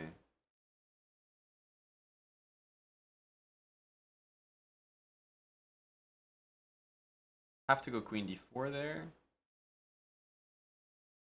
I can go queen a4, but the bishop goes here.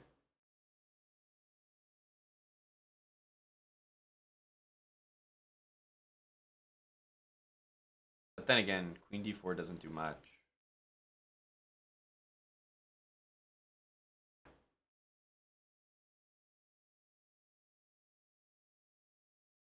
I'm hoping for this queen c6, like stop him from playing rook c8 and knight e4.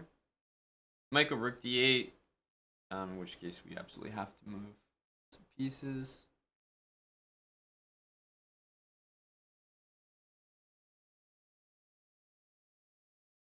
But yeah, we're definitely in trouble.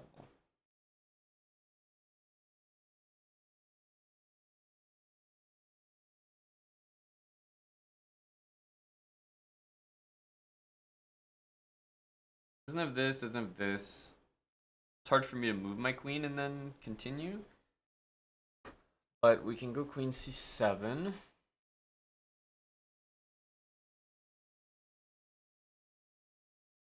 Trying to keep moving this pawn. It's the only hope I have. I need to get one of his pieces for this c pawn. Otherwise, we're completely lost. And even if he sacks a piece for this, we still might be lost.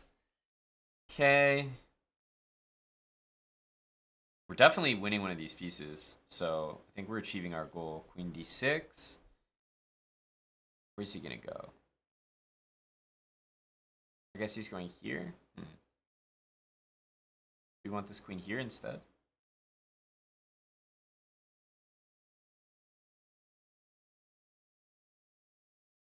I think to stop rook c8 might be nice.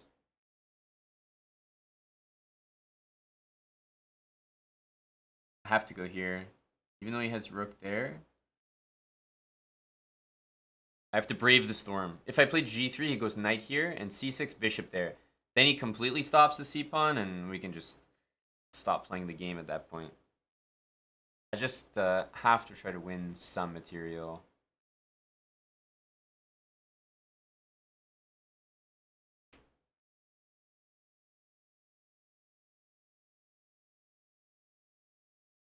I might be mated, but I have to go for this.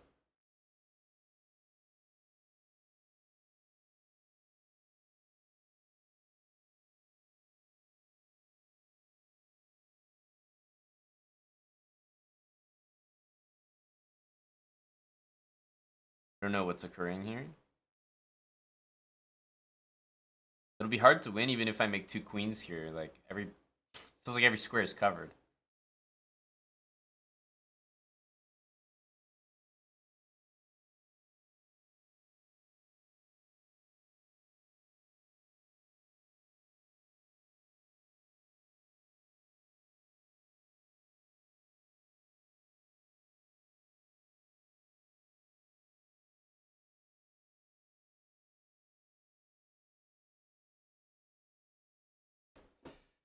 Of all the squares, somehow my queen has no way to stop the pawn except queen e8. But yeah, like I said, very, very tough to win. Like even if I would make the queen, which I actually did a very good job doing, there's just no way to stop myself from losing on time. All the pawns, like bishop, cover everything. Pretty much impossible. Well, he stopped playing this line. That's a victory for us, moral victory.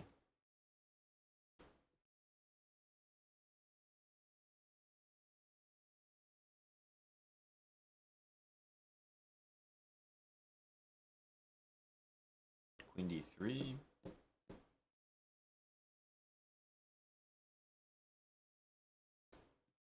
Yeah, this is an annoying way that he's playing here. Okay. Takes, I'm happy to do. I don't know why I did this. My light squared bishop's going to be super strong here.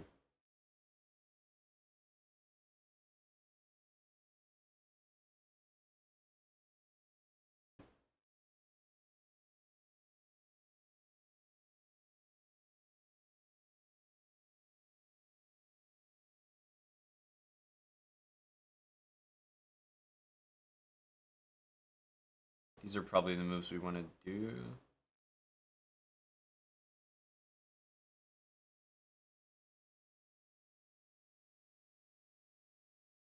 So I have to be careful not to play like this, and then he just goes bishop c5 and trades it off. That's going to be incorrect.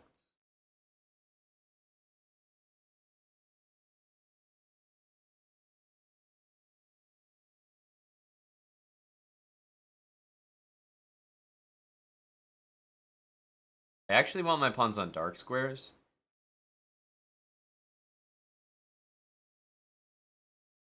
It's gonna go here. No doubt in my mind. We'll respond with that. Okay. Definitely not unhappy with this.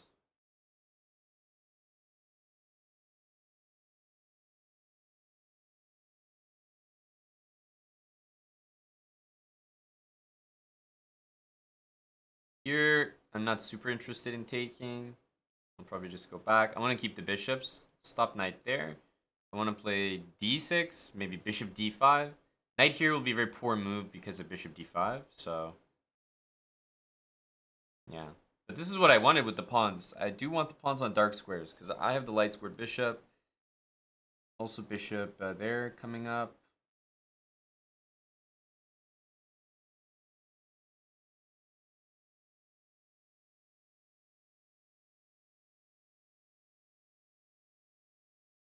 Okay, let's take control of all these squares. This one's covered. I think we'll get a... so once again, he's kind of thinking about bishop a5 here. We have bishop b6, which already makes this move look a little bit funny. So I'll start with this. Will I...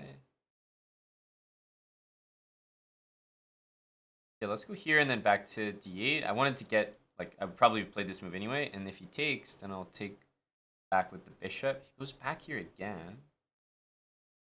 Weird.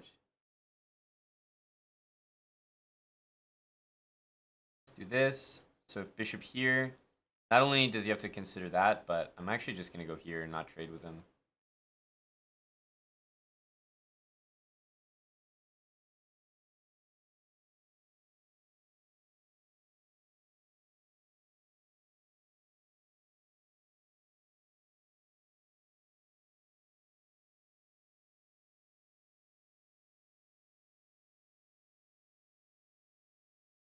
I want my king on d7, but I'm worried if I go too early, then he's going to play g4 and have some counterplay there.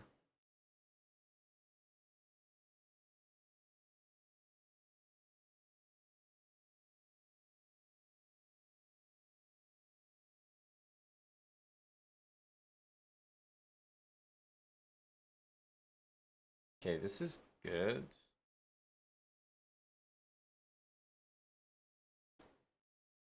I'm going to go like this. Okay, I make a threat, but also two pass pawns. Okay, he just misses this, so the bishops will dominate the board. But you always want to go for an imbalance with the bishops. Like, I'd rather him have two pass pawns, and so do I. So the two bishops are really nasty when you have connected pass pawns you're advancing as well. Oh, I think I clicked new 3-minute instead of rematch. Oops. Jake 8 Casey, thanks for the 33 months. Appreciate it, Jake.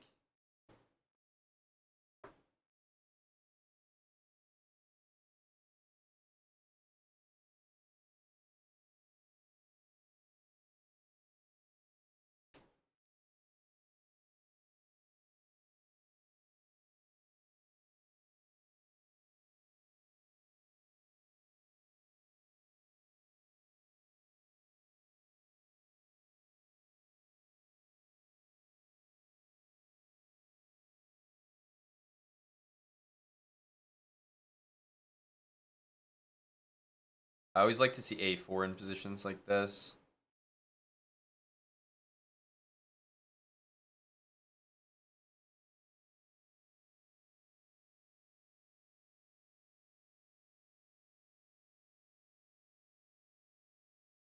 Okay.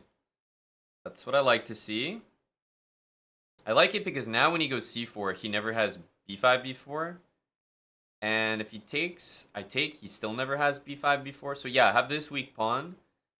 But it feels like I don't have to worry about as much when people play a4. So I like to see it.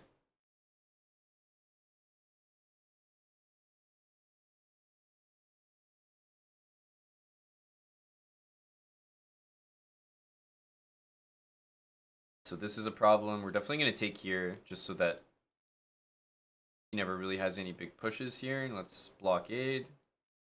This pawn I can always defend with like a rook on e2, which is very useful for the e-file and just comfortable defender anyway.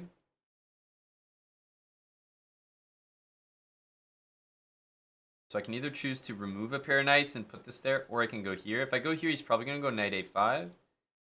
I don't think I mind that. He might view this as an achievement, but I feel like I'm covering that square anyway. And my knight's also pretty annoying on e5 too. I think I should have played f5 instead of knight there. Played a little quickly. That's alright. We'll go f5 now. I think I have an overwhelmingly good position. Queen takes or knight takes. Both look good. I'm going to take with the queen and double. Again, this knight c4 move is just super irrelevant. Like, that's not a threat. If you want to take me, go ahead. I feel like we're doing really well here.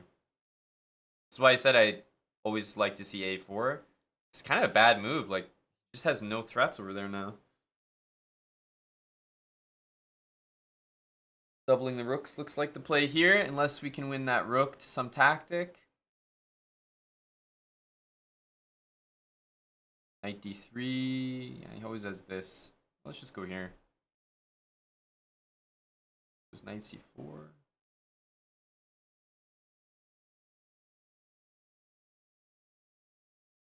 Knight takes, loses to rook e8, so I think he's in quite a bit of trouble here. Only move I can see is this. Does he really get away with that? It would be quite unfair.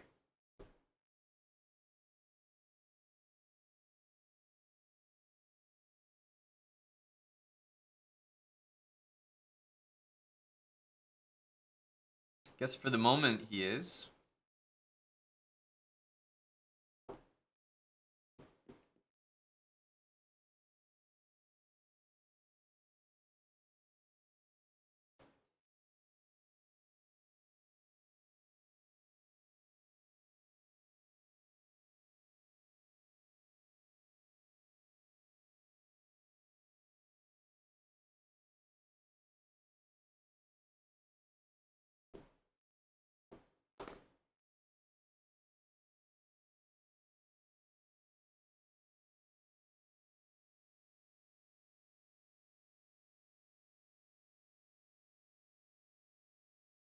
I don't know. Maybe he'll play rook e8.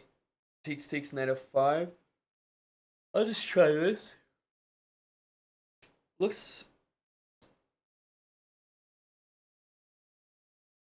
This is the only thing I calculated, so I'm happy he played into it.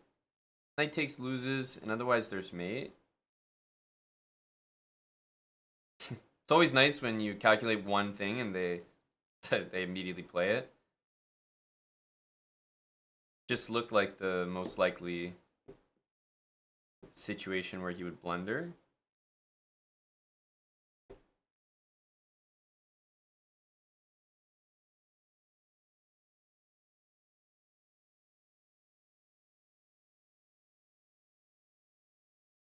I'm high energy.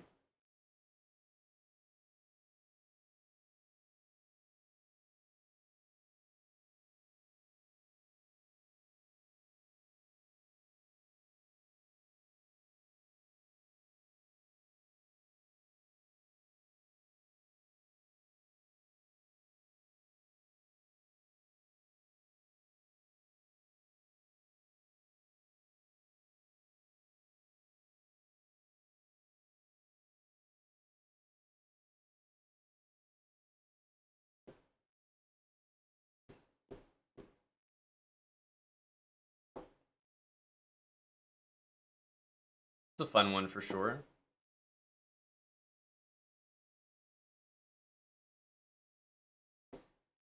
Ore detector. Why, thank you. Permitting a lot of things here. Tim's Evans, the Jerome, the Gioco Bellissimo. Lots of potential problems there.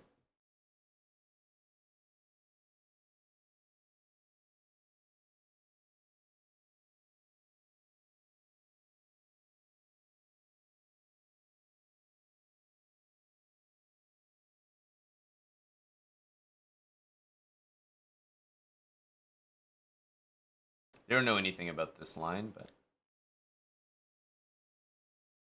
this is a good example of where things are just too much e4, e5.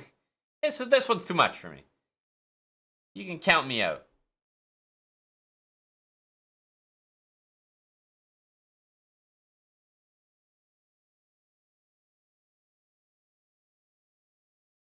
Is that a good move?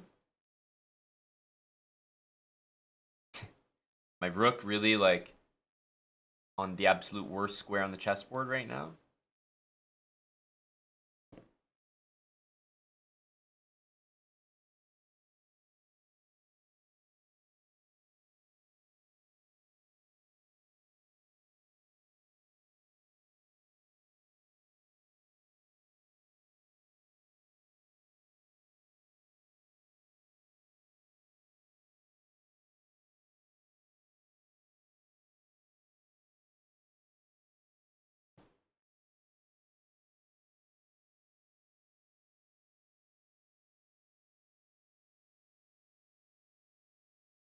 Hmm.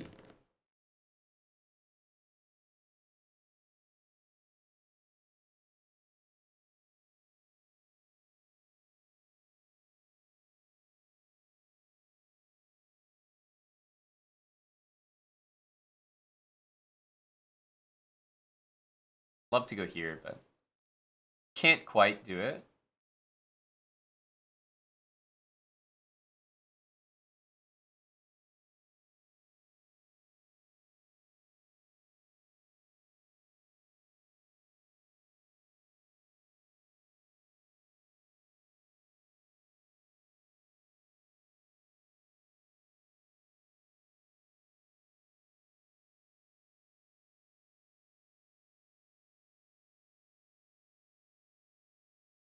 Just trying to bring the lads over.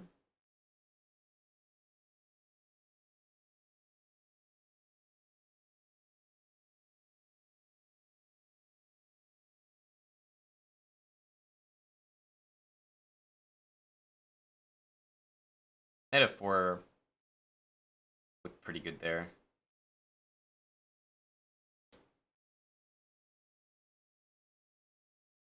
So did queen d6, which was perhaps the move. Queen d6 forces f4, which is really nice.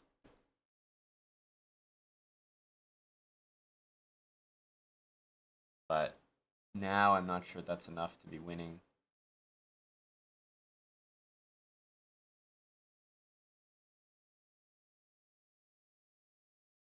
I have 36 seconds though, so I'll just go for this.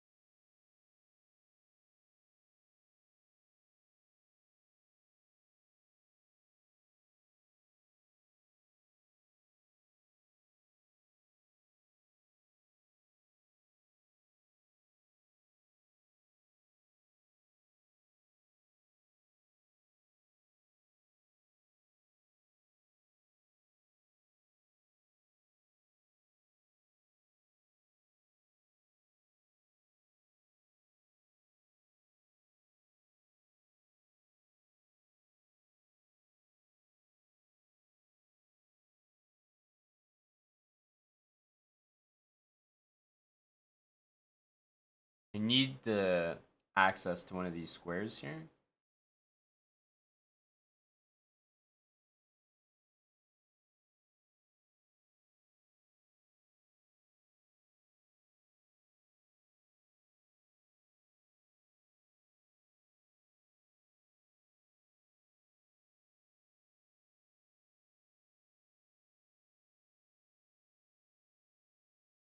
Nice energy there.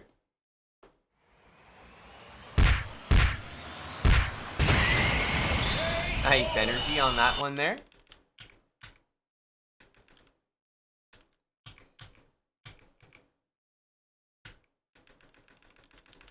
That's oof, that's actually a little bit nasty.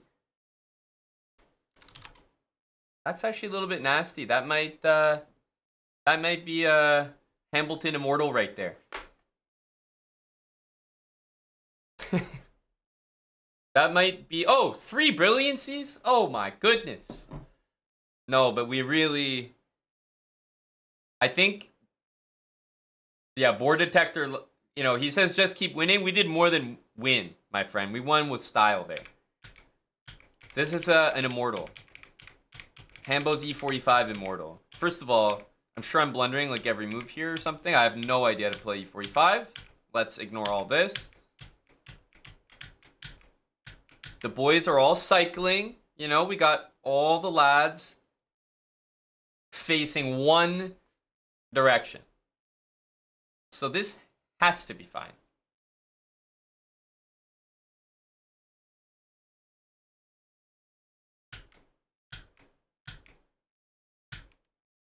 Knight takes G2, brilliant.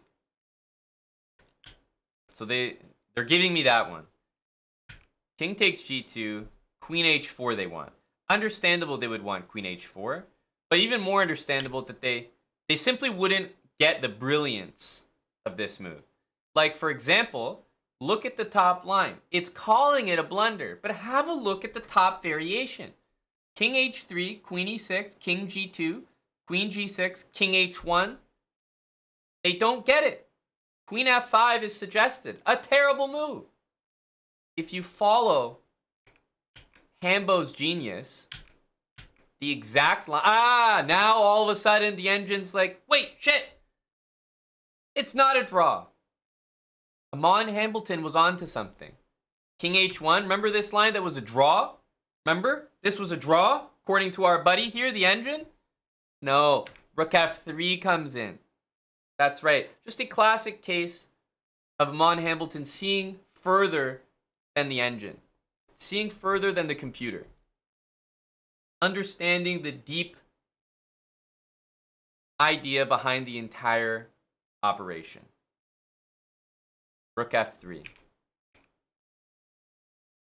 I mean, Bishop F4 is the only move to not get mated. Oh! Knight takes, and then you just... Oof! You just Euro step. A little this way, a little that way. A little this way, a little that way. This way, that way. Get him. Forced mate, of course. Forced mate.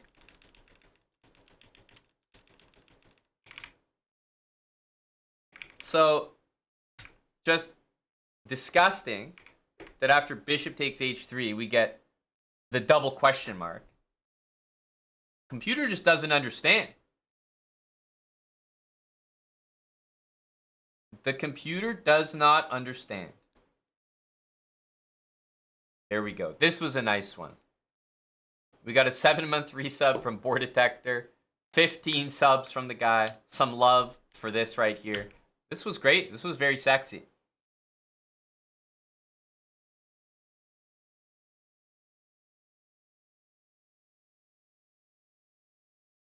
Projected elo?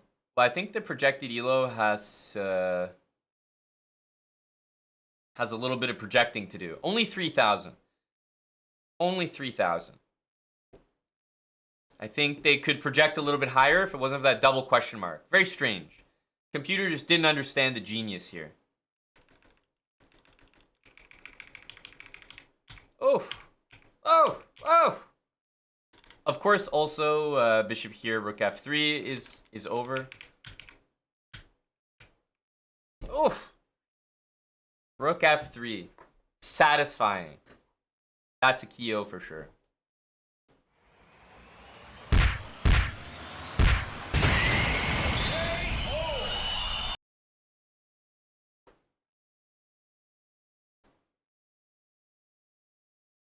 That's a key O for sure. It wants king h3, hella. It wants king h3. Look, I mean, just absurd. Absurd. Still better for black. As spotted by the genius brain of Hambleton.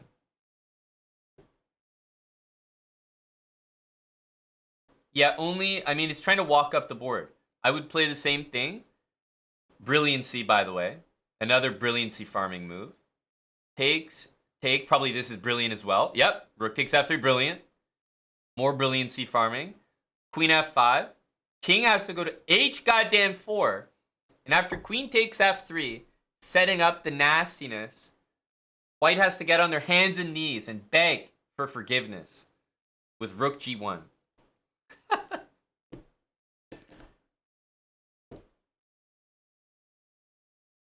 Ain't nobody surviving this with the white pieces, I'll tell you that. Best case for white is losing the entire queen. Yeah, king on h4 looking super safe. No problems at all. Wow, what a game. I'm an e4, e5 specialist now. Let it be known.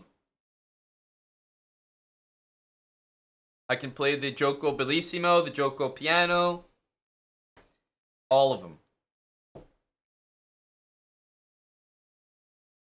So there we go. That was a good one. Gotta save that one, you know? This is the immortal right here.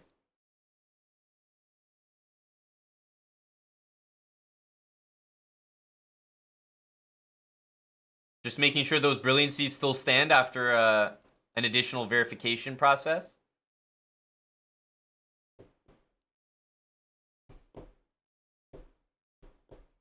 Yet, you know what? You could go back, hello from the queen side, and you could make that conclusion, which is kind of funny. That the only move he did, which was, you know, fancy, was f7.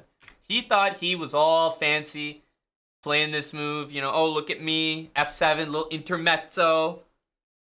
Little hi, how are you? And in fact, that move just allowed me to triple. Just allowed me to triple. And then bring all the poison to the party. There we go.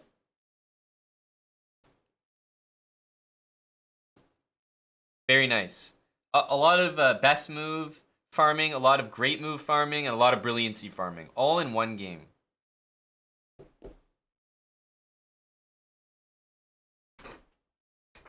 For a guy whose name is Defender.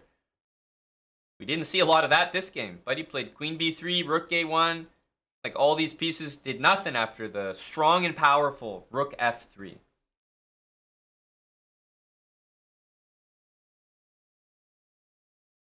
Yeah, Queen b3, it truly was awful. You know it's a bad move when the best move is literally to put it back where it came from. Because a5 is never going to make a threat. Like, I want to bring this bishop here anyway. And when you go here, you eliminate bishop g4 to trade pieces, make your life easier. Like, yeah, queen b3 is a truly awful move. Best move? Undo. Undo. That's a bad sign. I'll take it, JC. Feeling good about that one. G Madrid! Thanks for the 27 months. G Madrid 69. Hope you're well, G Madrid. We also have a name change account. Oh, with the VIP badge. I think we know who this is. Pavlovicic. Send me greetings out loud. Kek W. It's my birthday soon. It's my birthday soon, and I want you to send me a greeting, friend Aman. Paulo Alfredo Sanchez. I live Vespucio Norte Santiago from Chile. Hello to Ray Chileno. No, it is Ray Chileno because he has the VIP badge. We made Ray Chileno a VIP here so that when he changes his name, we know who he is. Hola, Ray.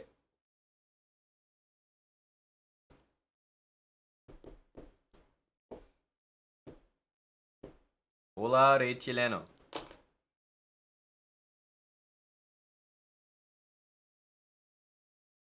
Feliz cumpleaños, mi amigo Ray Chileno. Desde Chile. shirts are rare. Thank you for the 43 months. Go shirts. Good evening to Shirts and Ray, making an appearance at the same time.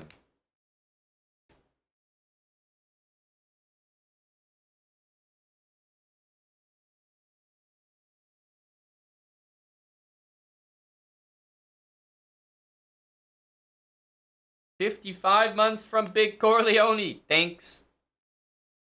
Corleone 55 in a row. I'm feeling good after that. So Benjamin Haldorson lost. What did I say, guys? Making a norm is so goddamn brutal.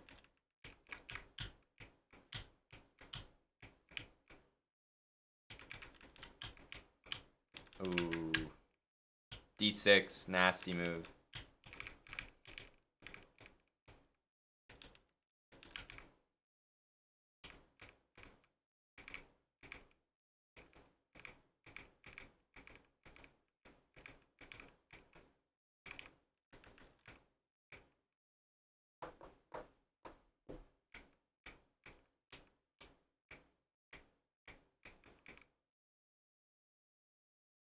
Yeah, can't make a norm after that, unfortunately. And it looks like Arian's opponent just resigned here in this position.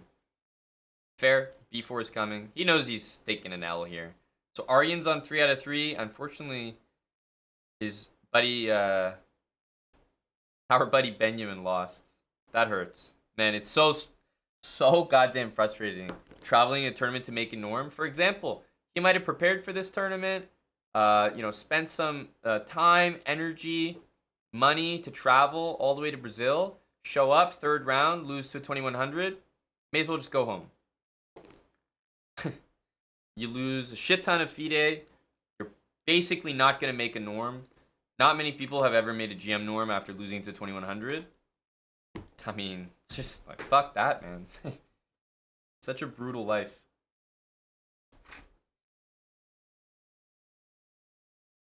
A Dying Wish, thanks for the 14 months. Welcome back. Was that a Prime as well? Sneaky Twitch Prime. Same with Corleone as well. Hey, Andy. Yeah, washed for sure. That's me.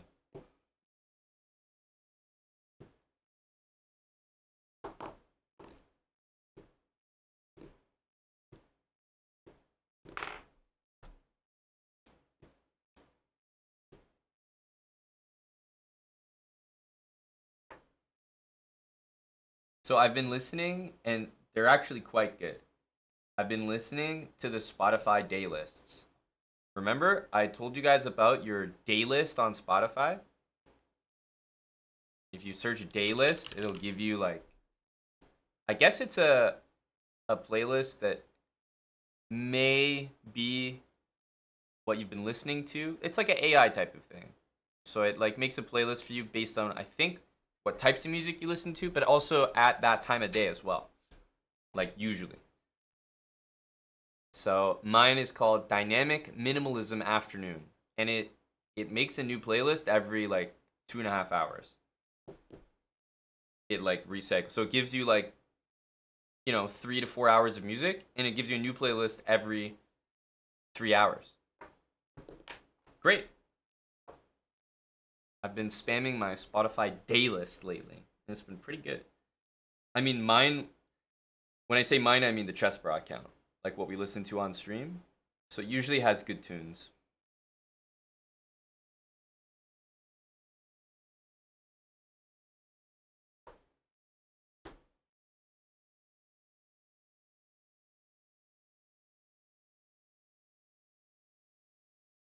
You're going to the game there, Chess Ninja?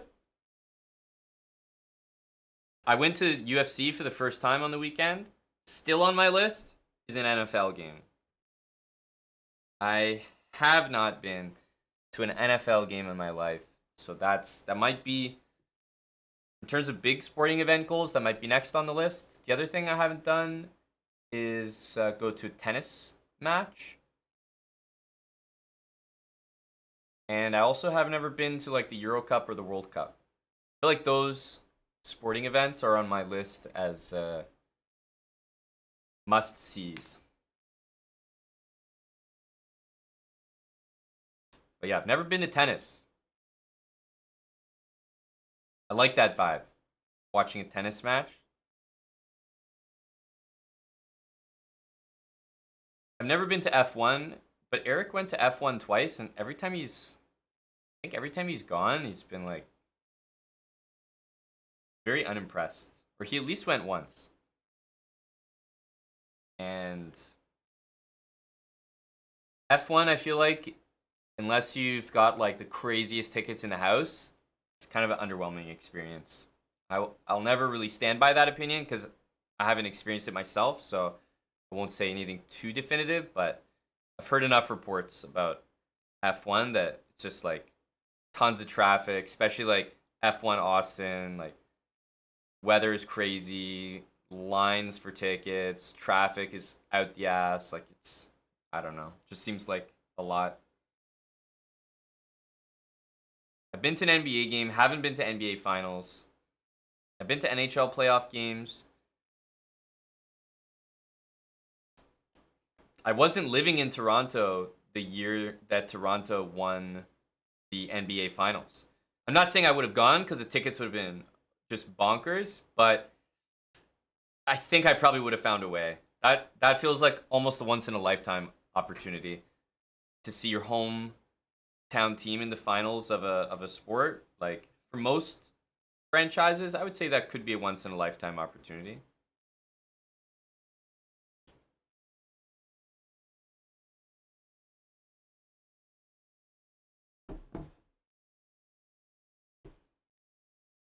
Yeah, Thulster, that doesn't surprise me. It doesn't surprise me at all. I used to live in Montreal, never went to F1 there, but I definitely was living in Montreal, so just you could just feel when there was F1 happening in the city. There was like Lambos all around, Ferraris.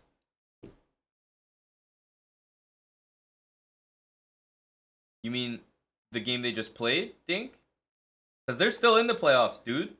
And yeah, I don't know. I would never turn down a playoff ticket opportunity for almost any team. I think that's very cool. Unless I had already like experienced it before and I was like, it's not a big deal.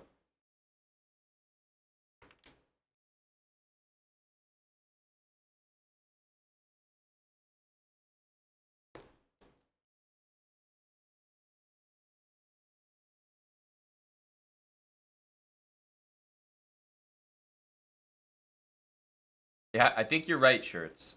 That's why I was saying like if you have the crazy access tickets, it can be cool. But I mean, when you have the best possible ticket to like any event, obviously it's a lot more fun. Or then it becomes really interesting, like once in a lifetime opportunity. But F1, it feels like it's like almost only enjoyable if you have that ticket. Whereas NHL, I feel like is a great time, no matter what ticket you have.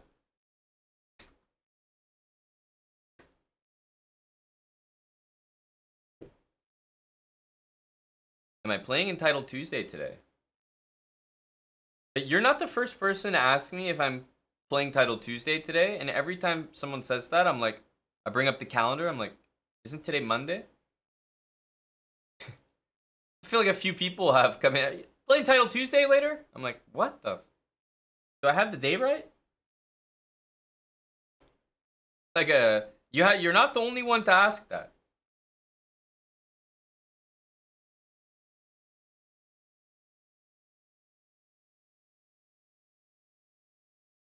Kilimanjaro's been his Stanley Cup final game. That's a bucket list for sure. F1 in Montreal 5 times. What did you think, Kilimanjaro? What's the verdict? You've been 5 different times. I'm guessing that you enjoy it, or maybe you could go 5 times, so you went. But I'm guessing if you've been back 5 times, like you probably like it.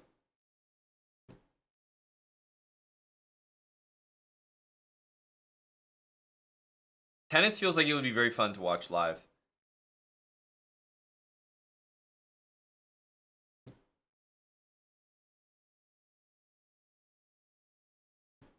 Yeah, but that's what I was saying, J Bell. F1 without Paddock is like, is it really interesting? I don't know. There's so much money pumping into F1 right now that it feels like it's just an experience for the way upper class, like the elites of the world. Mulmshock, thanks very much for 49 months. Oh, hello. Hola to Ray Chileno.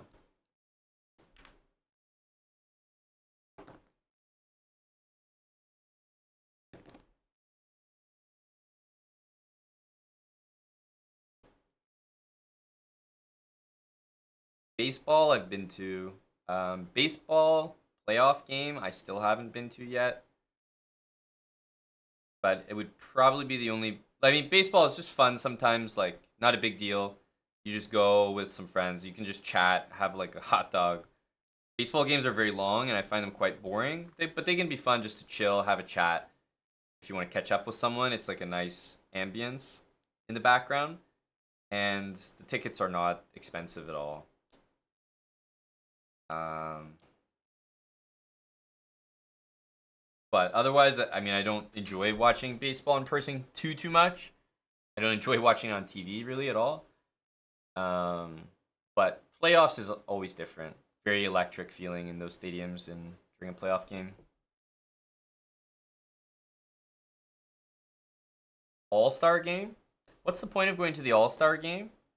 Like, I feel like unless there's a real opportunity to like meet some people or get some autographs, which you have to be real sweaty for to like line up and do all that. Is there really anything going on at the All-Star game? It seems kind of boring, no?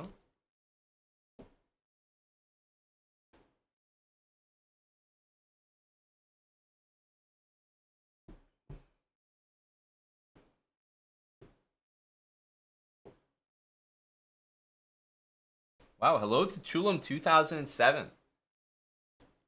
We have we have a lot of people here right now. I guess the home run derby is kind of cool. I gotta be honest with you, like I definitely don't really care to go and watch people hit home runs. Like I'm just not a big baseball fan, so seeing like the top players in baseball is not that cool to me. But yeah, I wouldn't really line up for like signatures or autographs. Maybe it'd be cool to see Otani, but that's like about it.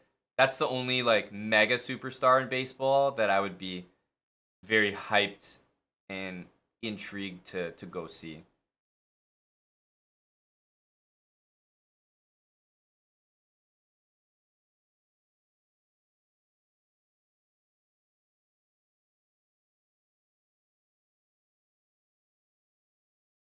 Yeah, Dink will be involved in some capacity for the candidates in Toronto, so I think that'll be the next big opportunity for a meetup, kind of like the Toronto fan zone.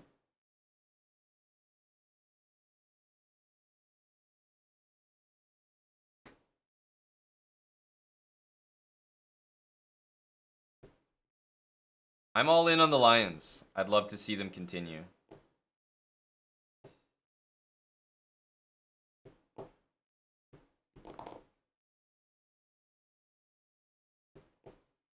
Yeah, Otzi, that's the only I think that's the only sport that I've been to a playoff game of.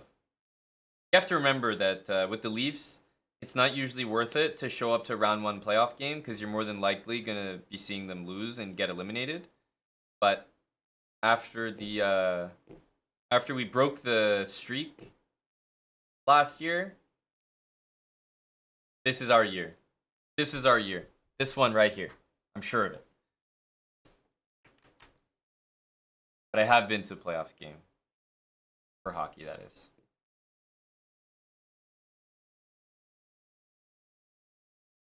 Paulovichik says, let's create a chess tournament. Chessbrad. You can create a friendly tournament, and the registration value will be 10, 100, 150, 200 bits. The winner will take the bits as a prize.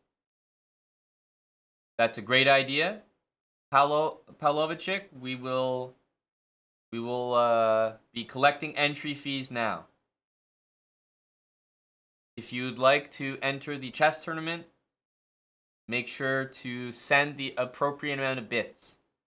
The first person to enter sends 100 bits. The next person sends 150. And then the next person 200. and then 250, 300, so on and so forth. Hella has joined the tournament. Hella, you're the first one in the tournament. Welcome to the tournament. Welcome to Hella. Currently the highest rated seed in the event. Hella is in the Chess Bra friendly tournament. You're looking like a front runner to win it right now, Hella. And if you win it, you, as stipulated there, you take the bits as a prize. So if you win 100 bits right now.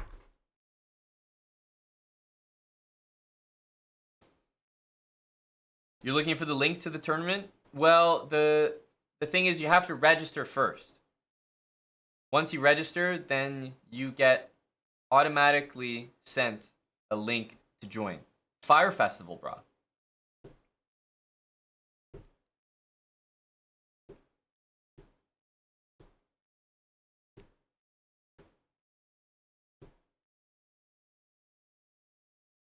Well, naturally, AB, but I didn't want to be elitist. Trying to hold my tongue there.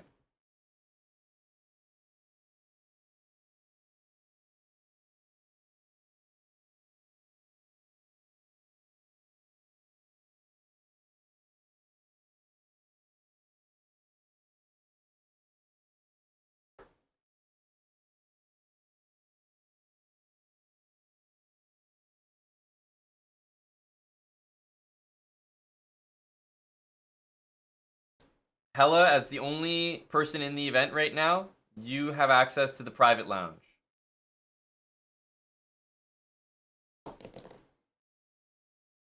Enjoy. Currently, Hella is the only one in the event right now.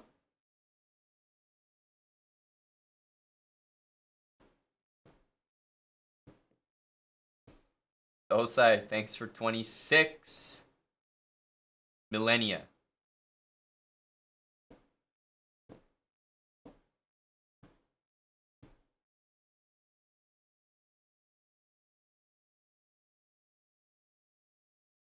Welcome back, Dosai.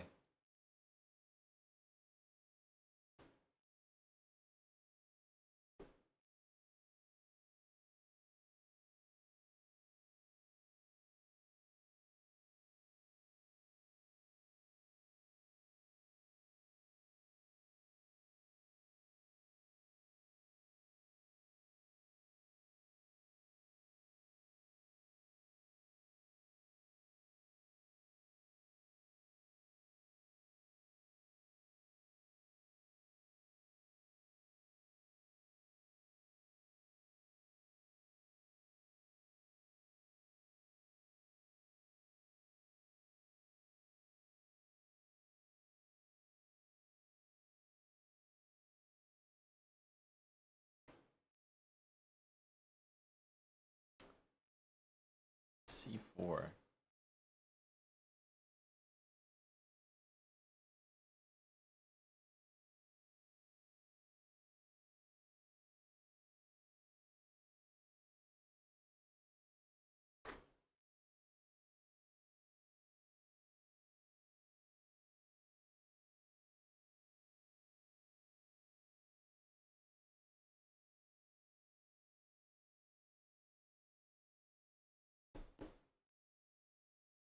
Ooh, yeah, I actually want this here.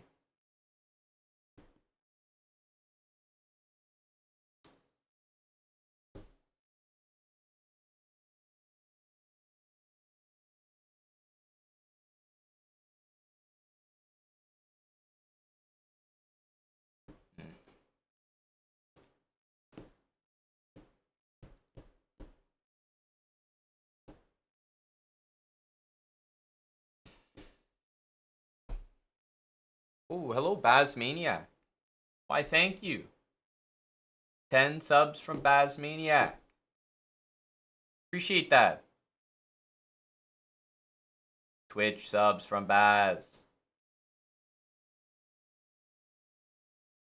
Truly, we're in debt now. After that last game.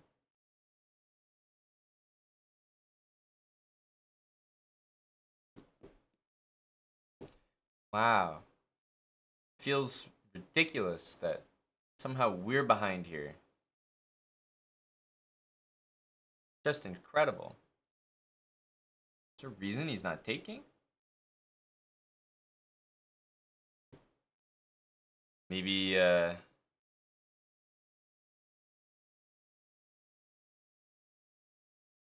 don't know.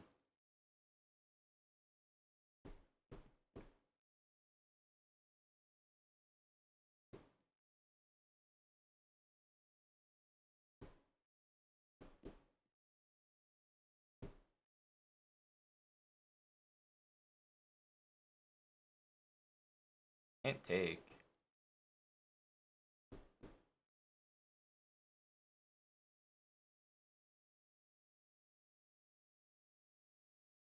Ah, the worst. That's a very annoying mouse slip. It really is.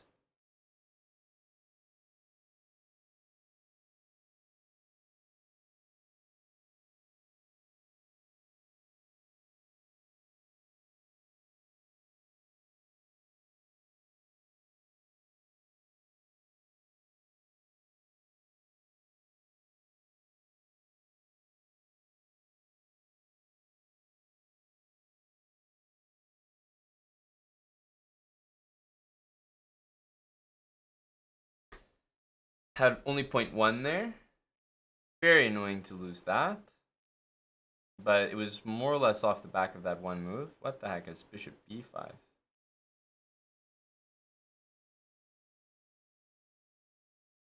Okay.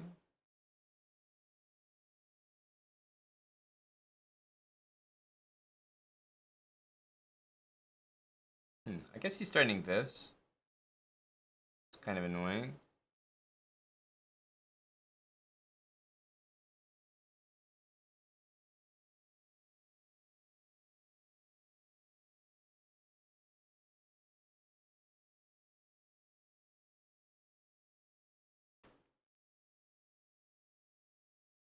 It's got to take.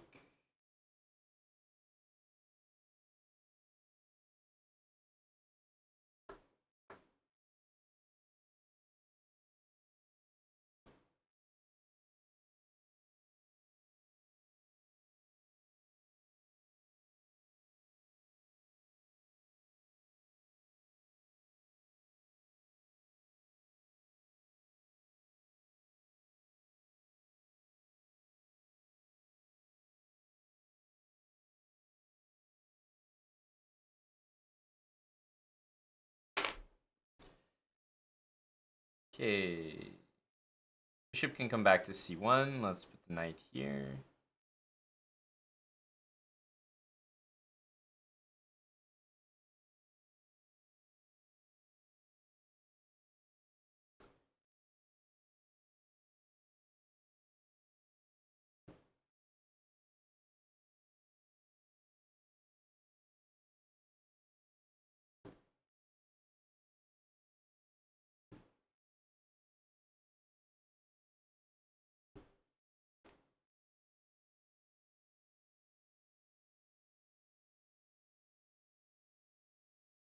This is defended, which is kind of our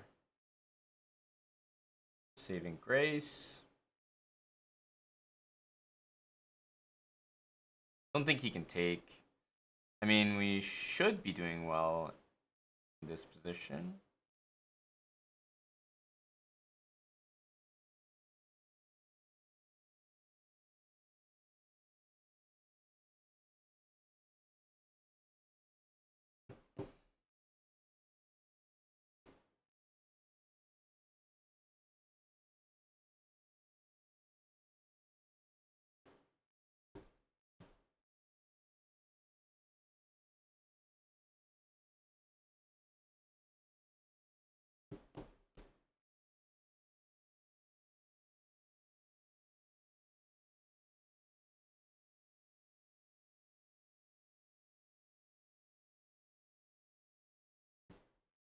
Oh, long castle. I'm gonna get that bishop now, alright?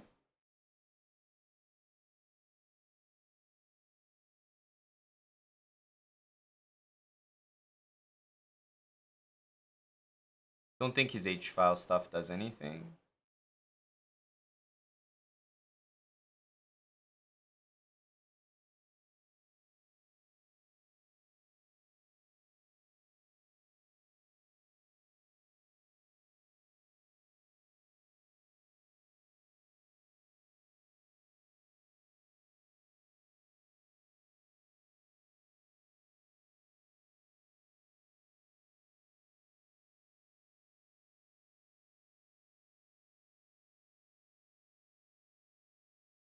Hmm.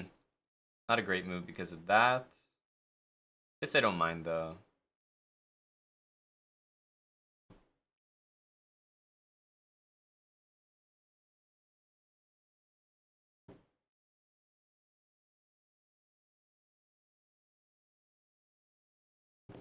Knight on A5 is legitimately annoying.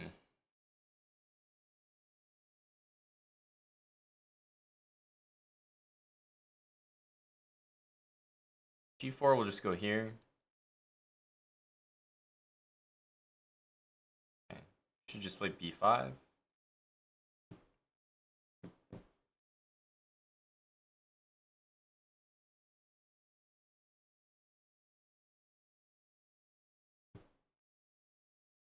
Losing the B7 pawn means he's gonna lose the game for sure.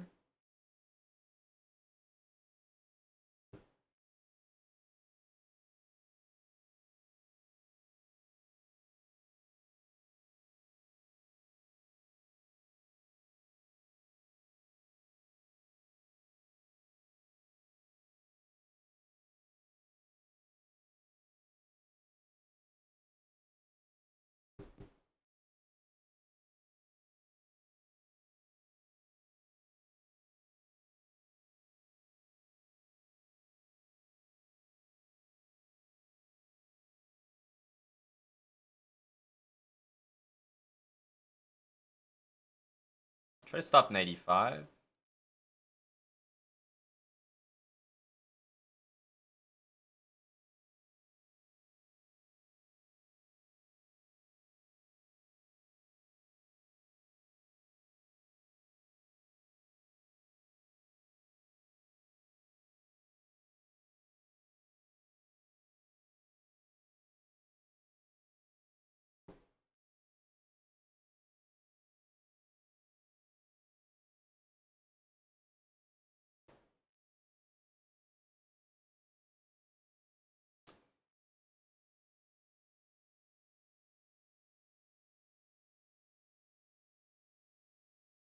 I want the rook here.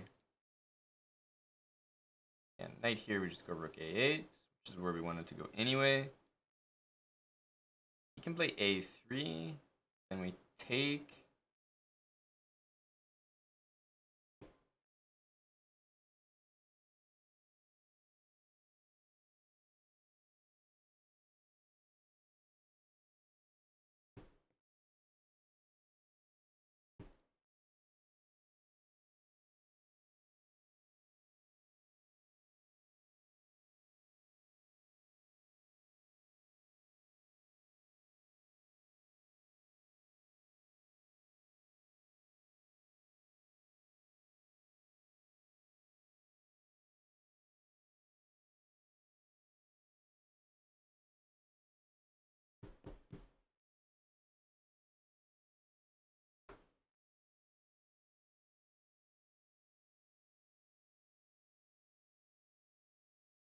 Wish I had H3 played already. It's kind of annoying. Oh, never mind. It's not playing a dangerous line. Let's take. It's probably going to go knight E4. No.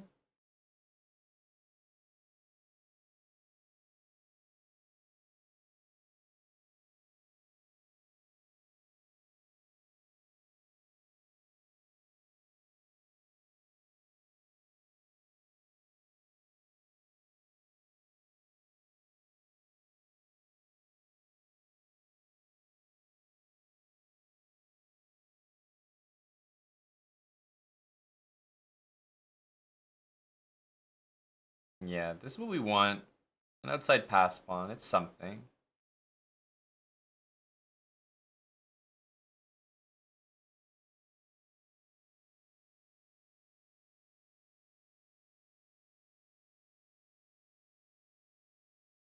definitely can't let me get in there. Here. It might work. I'm just gonna go here, though. We have king f5 next. We should be winning pretty easily.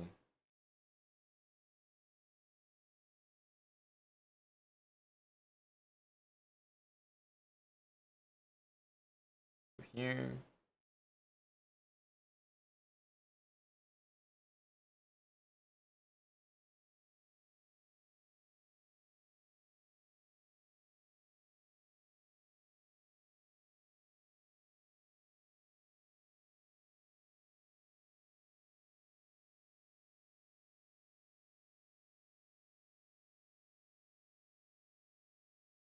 We want to trade dark square bishops, so I don't know if he's going to be in a rush to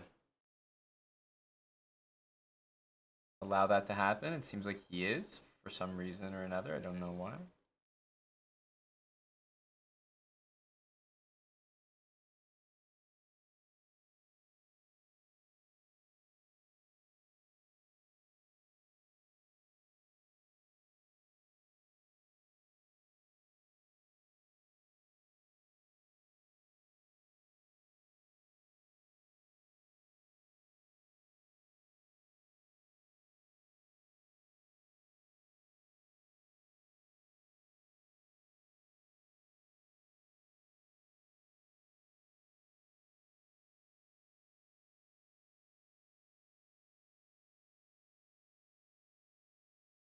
Actually might bring my queen back. That we can play this. It's probably interested in the opposite color bishops, but I just want to lend some support there. No bishop b5 for him.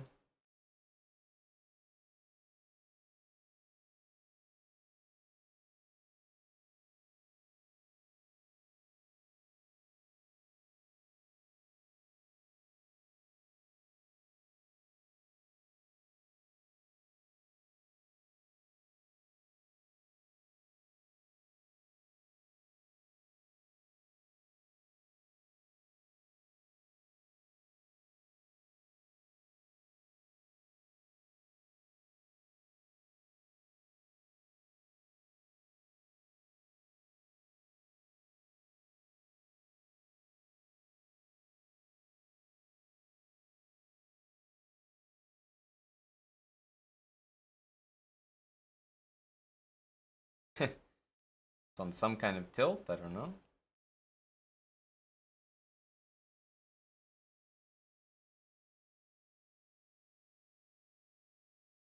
I don't think we want to take that.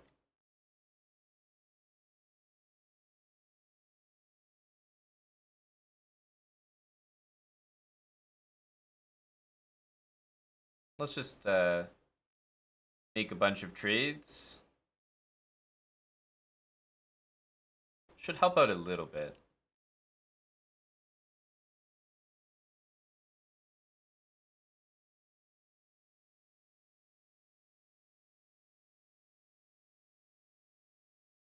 Okay, let's play knight d1. This should be very safe, guarding our only weakness. And now let's hit this. He should be in big trouble here. His queen's trapped. He's got to play c5. Now we take this.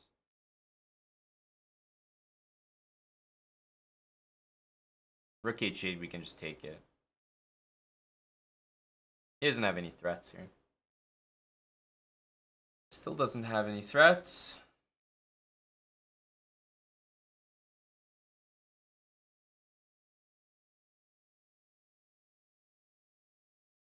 Let's take this one.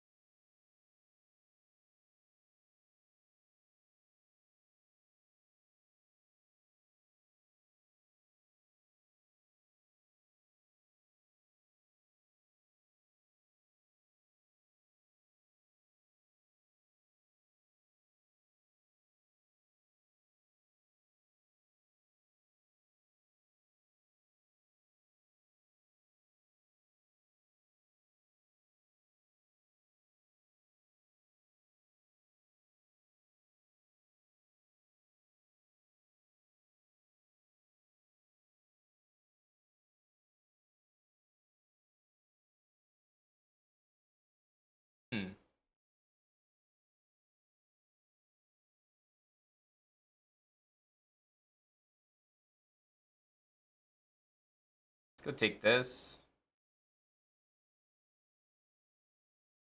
Here. We have c5.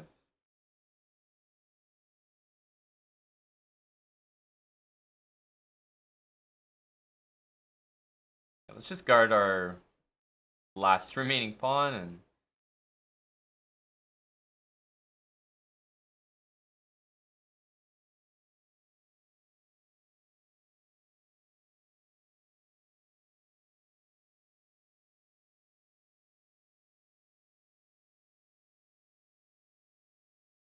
we'll just sack for this.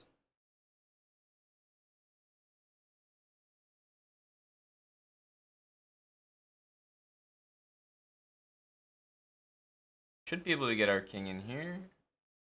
Check.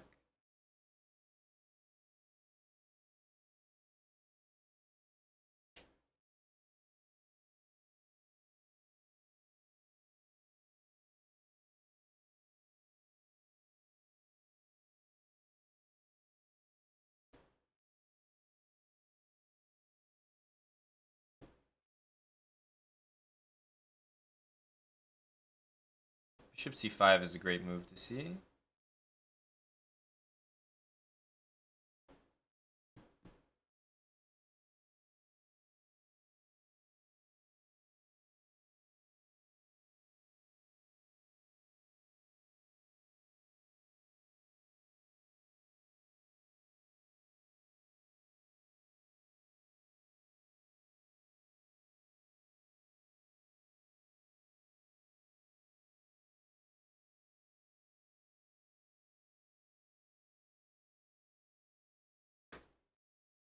We have an overwhelming position here, I would say.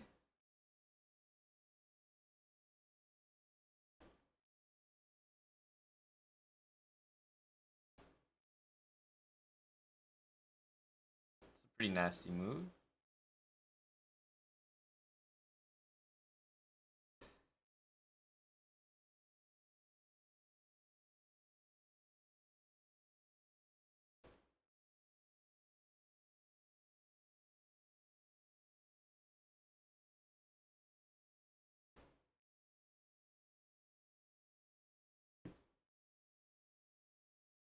The position's so good here that these are the ones that you could potentially lose.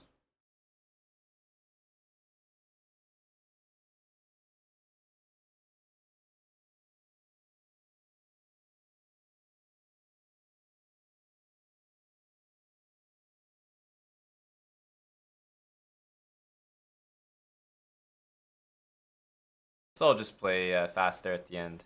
Oh, Bornik, thanks for the raid. I'm never focused on the chat as much as I should be during Bullet. Oh my god, 700 people. Sorry, guys. I lost a bunch of games to this guy early and I've been trying to recover.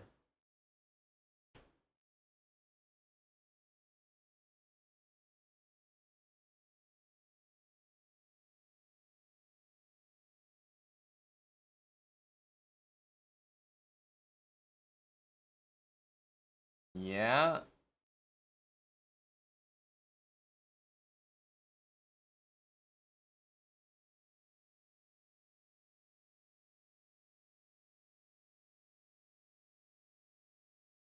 H6 is coming.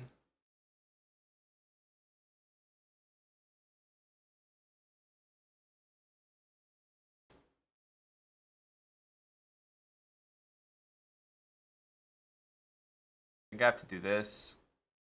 I need a queen trade.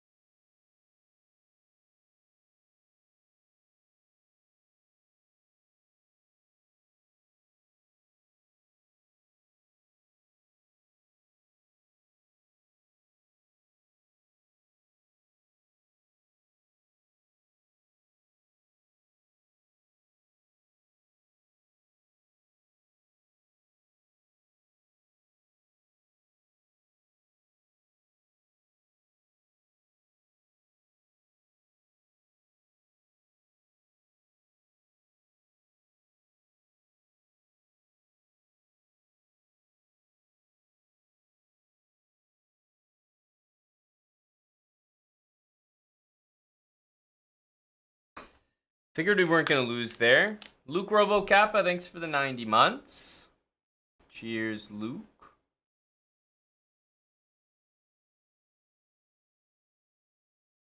Oh, I already won 10 in a row against him. I didn't even realize. That was 10. Right before that game.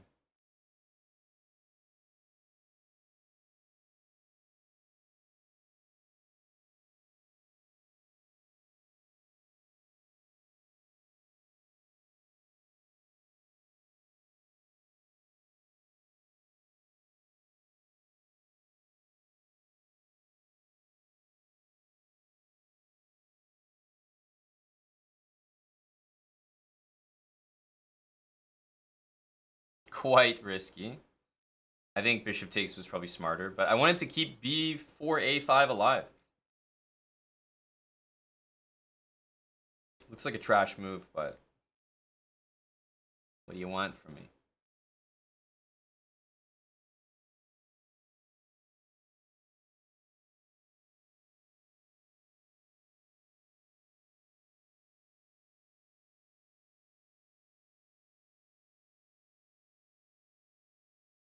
Mm-hmm.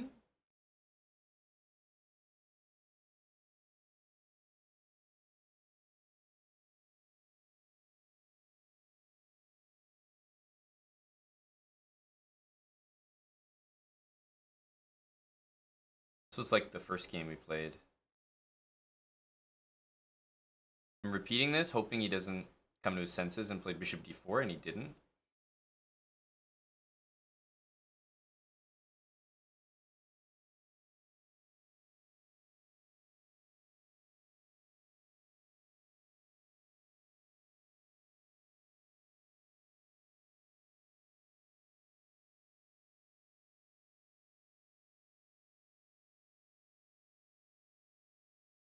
Repeating the exact same game? No?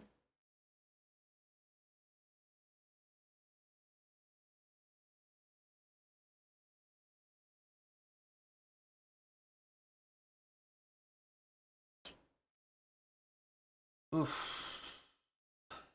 That's annoying.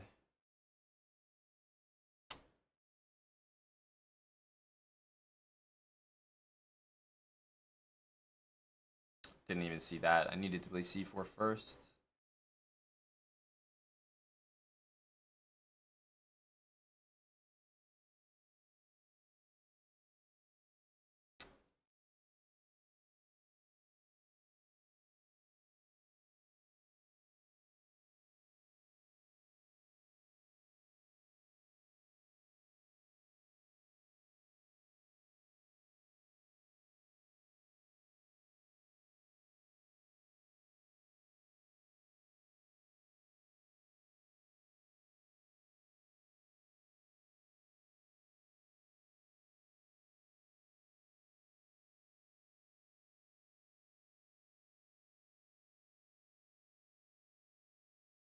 Okay. Maybe the last two. So that we don't end on the white pieces. Sportsmanship Award candidate Aman Hambleton.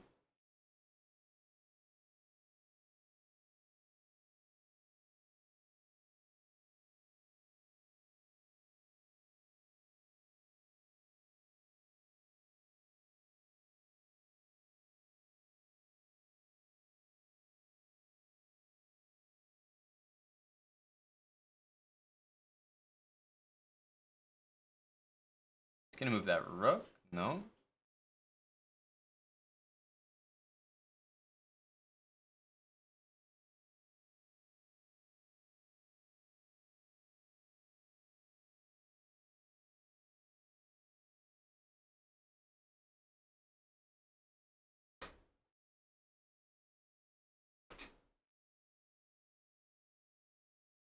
Knight here. Oh, that's a good move.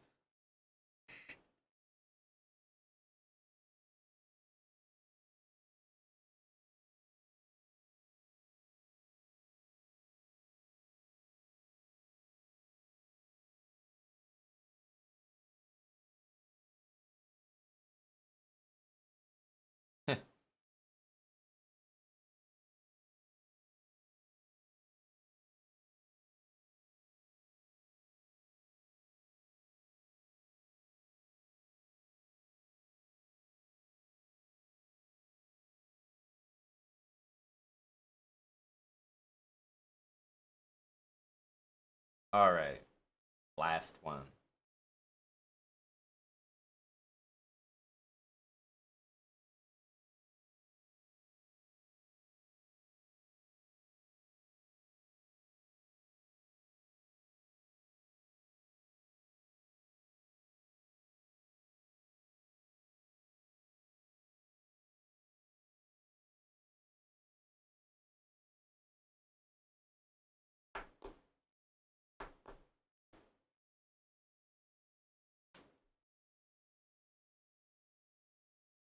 I don't really think I have it in me to play that.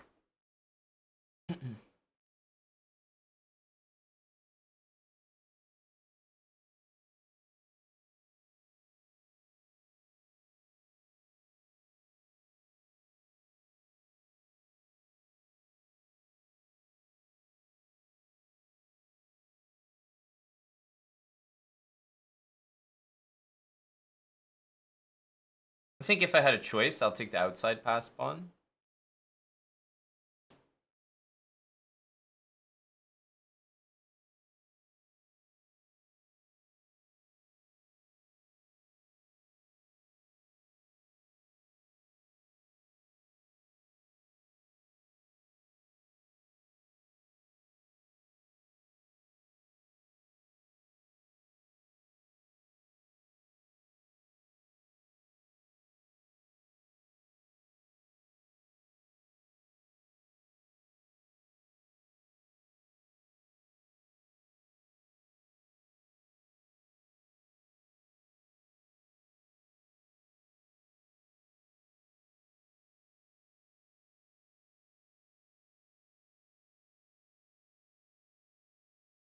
I can take this bishop. I definitely outplayed him there. He was a little slow. We need another shout out to Bortnick here. I appreciate the raid a lot.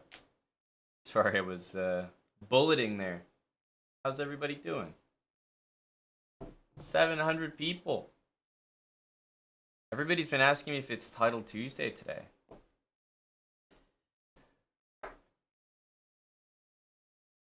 Yeah, it was a nice end game. Obviously, it was a draw the entire way, but that's how it is in Bullet. That's how it is. Sleazy, thanks for the 68-month resub. We had 10 subs from Baz, 90 months from Luke Robo Kappa, 17 months from Indubitably Josh. Thanks a lot, Josh. And Zentro for the win. A full year. On the dot.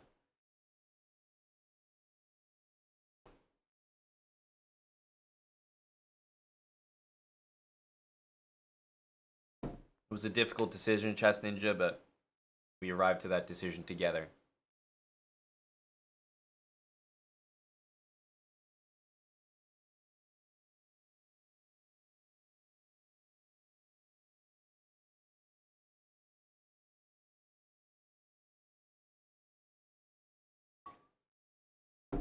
Probably not. So Rab, 1985. It would mean playing chess tournaments in advance to be eligible, and yeah, in general. I feel like there's stronger people that could be playing in my place there. Definitely. What's in Budapest, Tulum? Other than Lolly? He likes when I make that joke.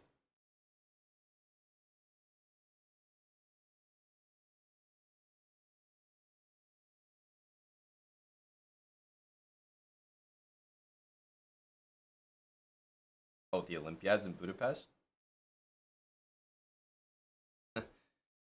Can't say Budapest is somewhere I'm super keen to go for chess.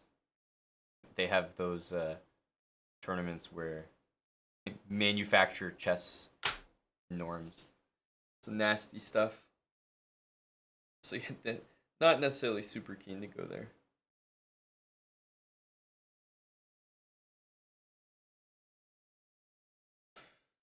The norm factories, indeed. Not looking to be associated. Don't even want that on my traveled list. The Olympiad's usually later in the year, like August, September or something. Late August, early September.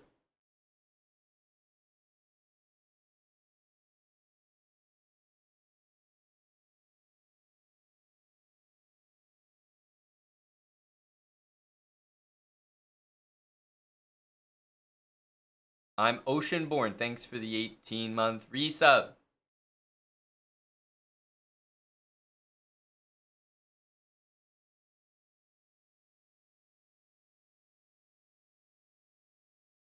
Yeah, Gant, that's for sure. I think that's probably how some people view it.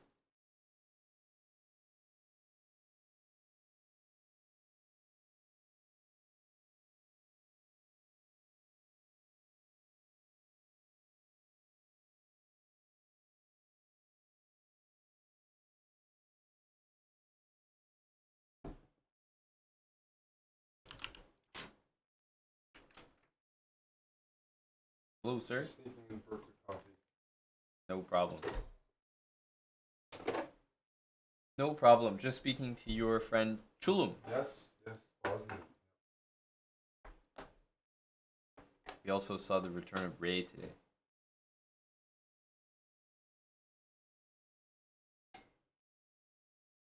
I had to time him out last He was doing a lot. week. Some unsolicited pictures, maybe. Yes.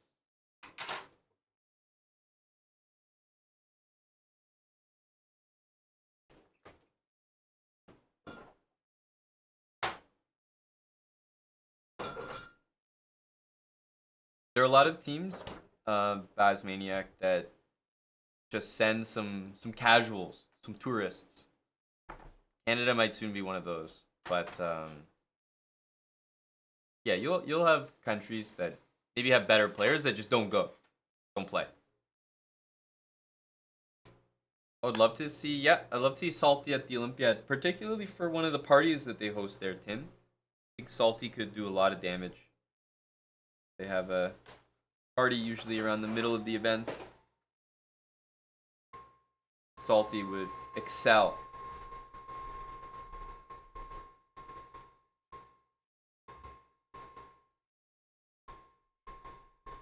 Hey, I'm a real one, Chess Ninja. I get it. That actually popped up in my doom scroll when you checked the phone and had it bounce back perfectly. That popped up in my YouTube shorts. Oh yeah, that was I missed those stairs. The carpet stairs. Yeah, that little There's a lot of good moments from that setup there. Maybe one of the most famous moments from that setup there.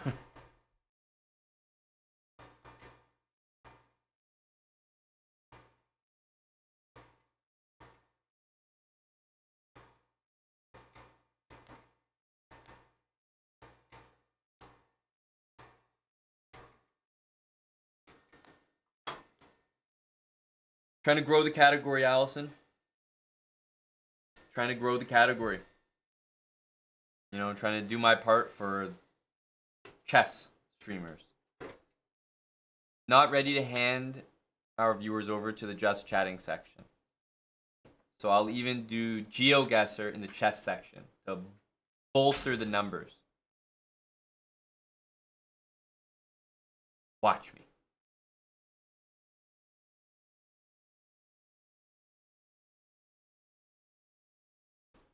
Ice season. I don't even know what this stuff is.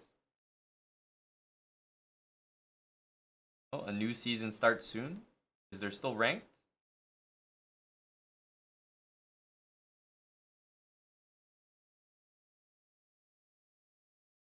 Hey, been there, done that, Dusty Moth. We really have.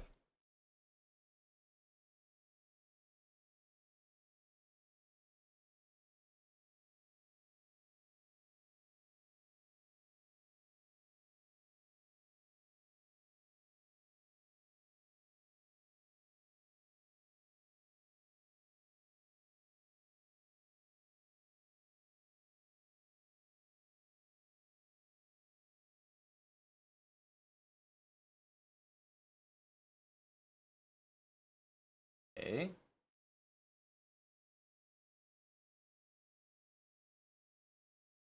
Driving on the left.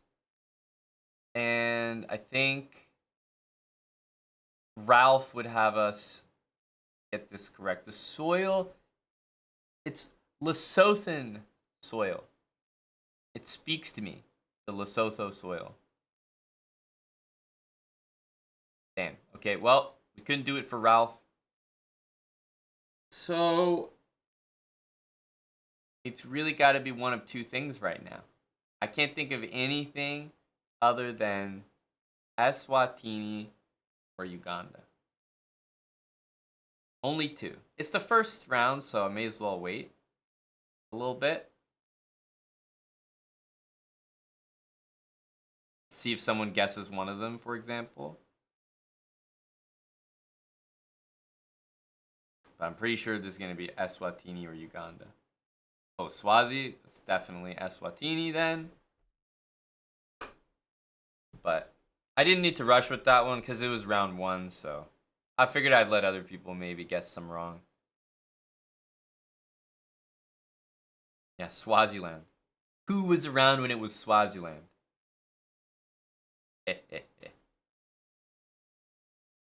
So this one, like I swear this one is Rwanda.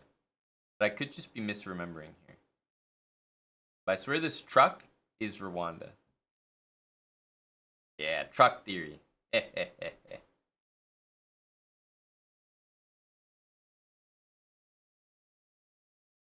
Car guesser.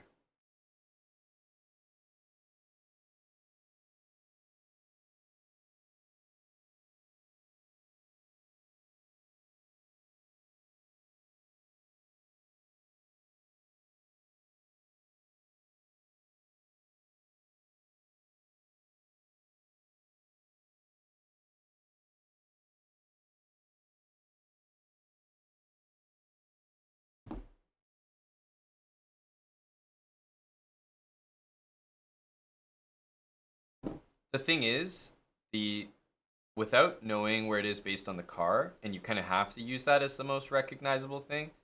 How on earth would you ever guess Rwanda here, you know?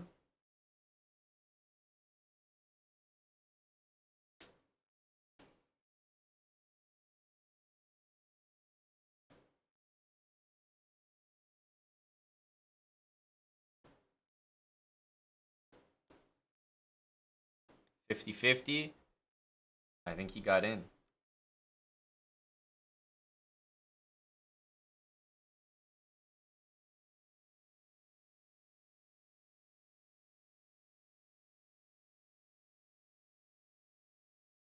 Is that Cyrillic that we saw? I think so. There's not many people, so we might have to get ready to send some.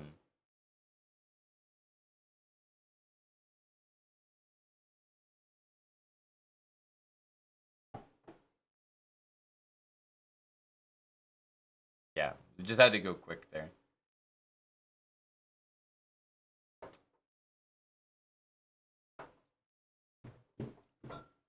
Might have to just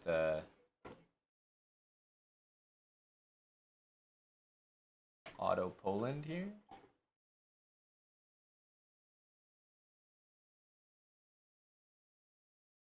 What? RS? Oh, man, that's one of the most annoying ones. Republic of Serbia.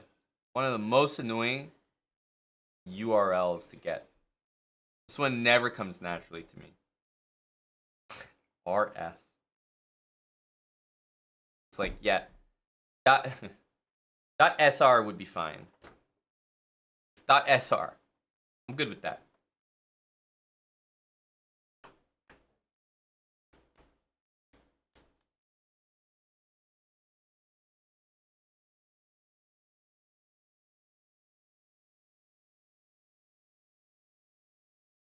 Why is it annoying? Because it's like, it just doesn't make you think of the country. I think Serbia, I think, all the URLs normally at least start with the first letter of the country.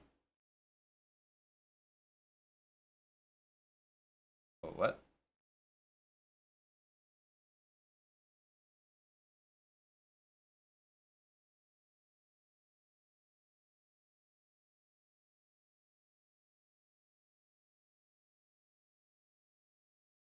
Hmm.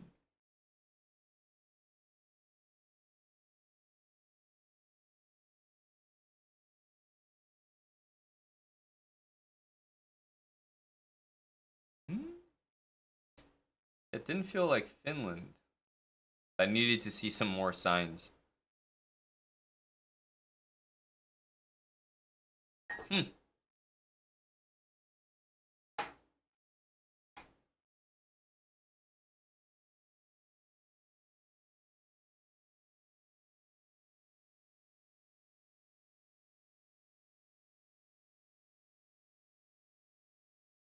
Yeah, I don't have it yet either, Tommy, but I think those signs are quite recognizable. That red lettering.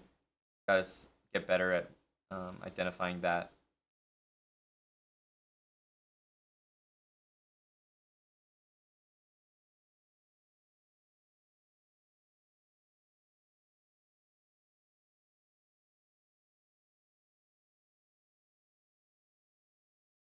Yeah, I should have known plastic pollution. That was an obvious one.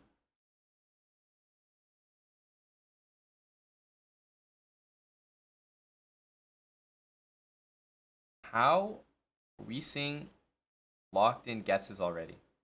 Bro must be guessing Mexico. Yep. What'd I say?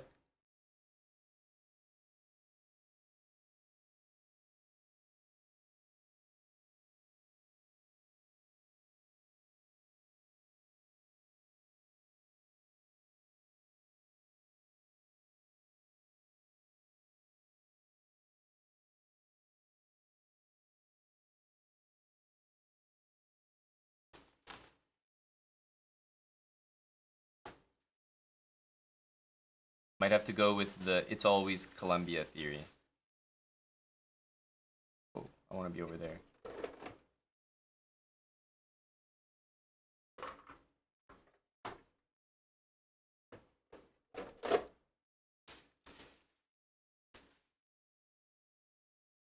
Okay, someone already guessed Colombia. These signs are disappearing. You see them on one side, and then they're just not there when you go over to them.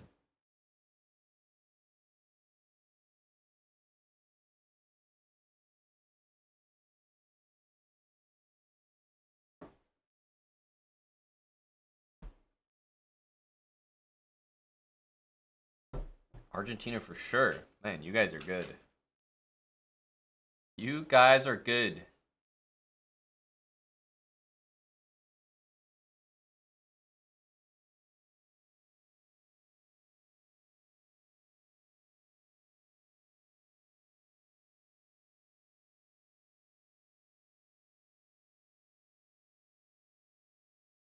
Is this Romania? Always a weird one to get.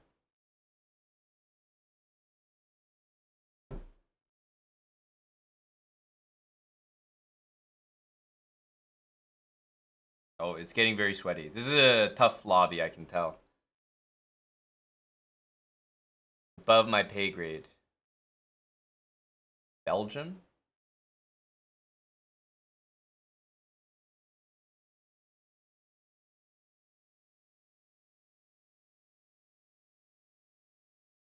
It is Belgium.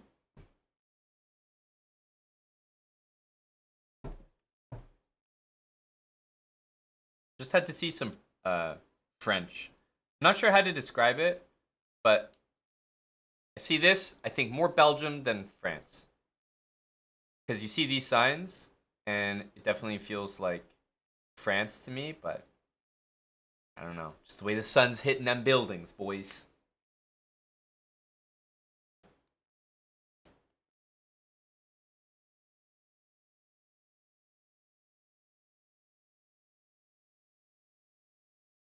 Driving on the left, Thailand energy? No. This is like Philippines or Indo.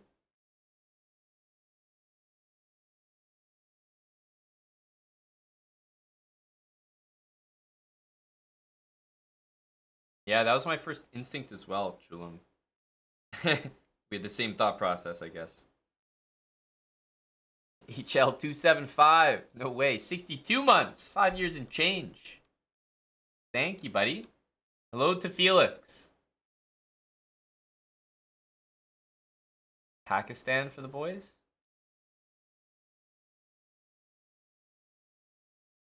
Otherwise, Bangladesh.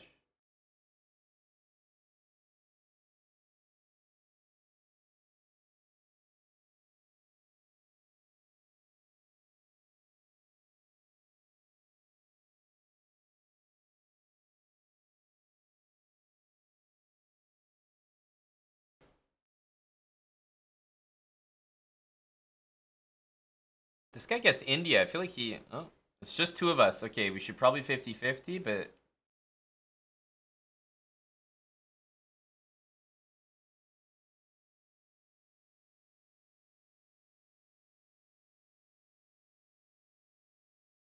Oh, Bulgaria, Romania. That's ridiculous.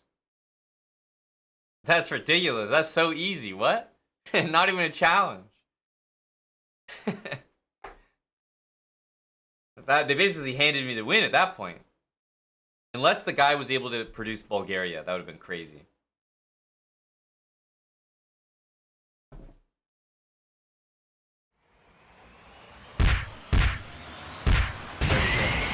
Big tap. Low dill. Hi. How was your Geoguessr?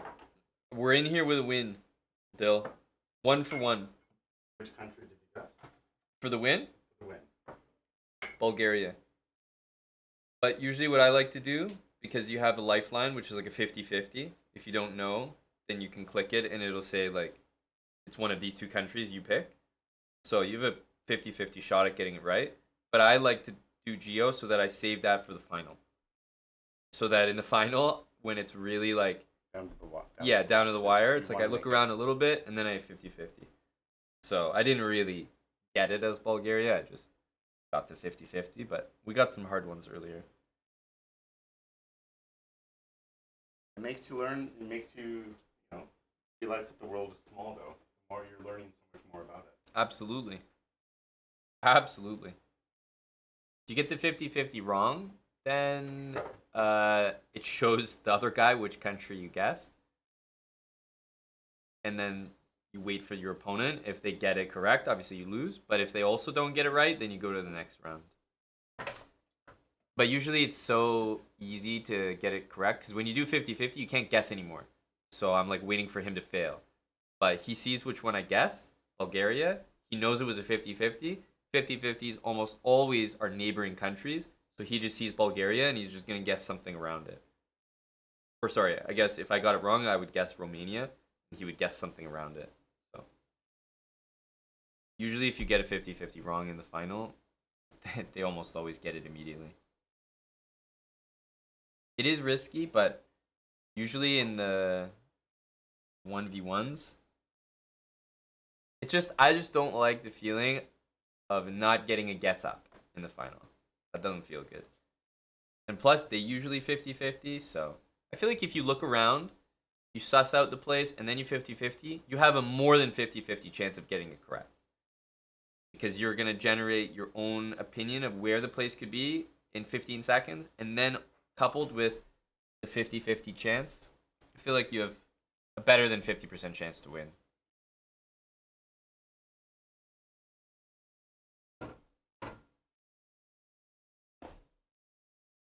MLP Twilight, 8 months. Welcome back, MLP. That's a tier 3 as well. Thanks a lot, buddy.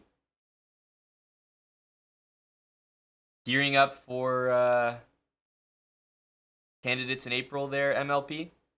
Another Toronto meetup. No big official announcements, but, save the date, save the date. Yeah, God help you is right, AB. Wow, this almost,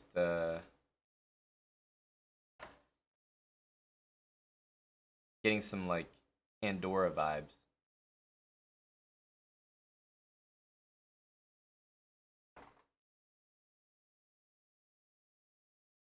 Okay, the flags are all right here, right? not Andorra. Are we being trolled, or are these the flags? Not Portugal, not Spain, not Andorra, not Italy. So I think we just go Switzerland.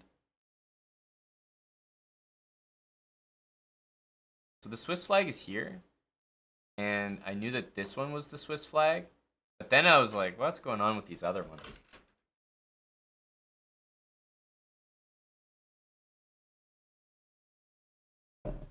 Has anyone heard from Val yet?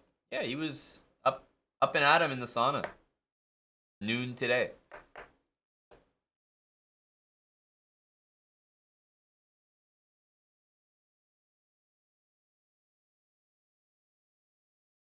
Wow, people are really struggling with this one. With all the flags there, that's a little surprising.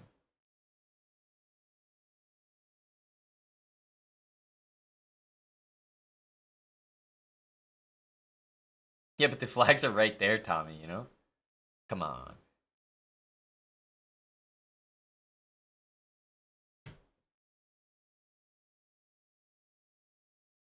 I don't know if I like this.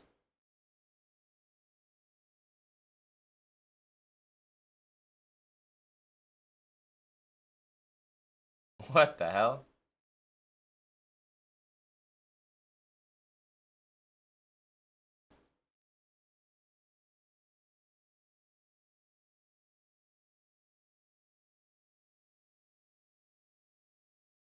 What am I supposed to do with this, dude?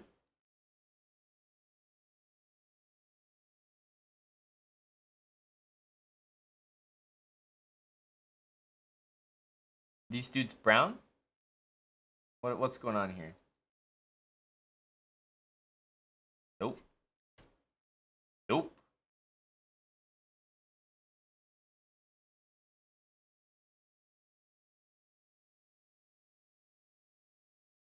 White people, baby.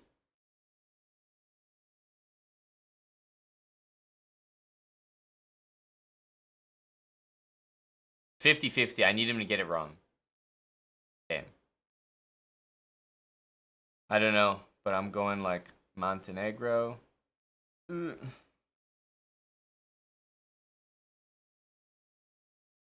I don't really know. Ukraine is brutal. Wasn't a really serious Serbia guess, but oh, Ukraine is crazy, man. We were missing the ingredient. We know it's Ukraine when there's white people, and we know it's Cyrillic, but we didn't know about the Cyrillic. We had no clue, so we couldn't have gotten it. Not with our theory, at least. But Ubitsia, you're our Cyrillic correspondent. You get brought in when there's suspicion that you may be of some assistance. So naturally, you weren't brought in here because we didn't see any language. You know, we're not going to have our Cyrillic specialist on the phone when there's no language to be seen. That would be wasting taxpayer dollars.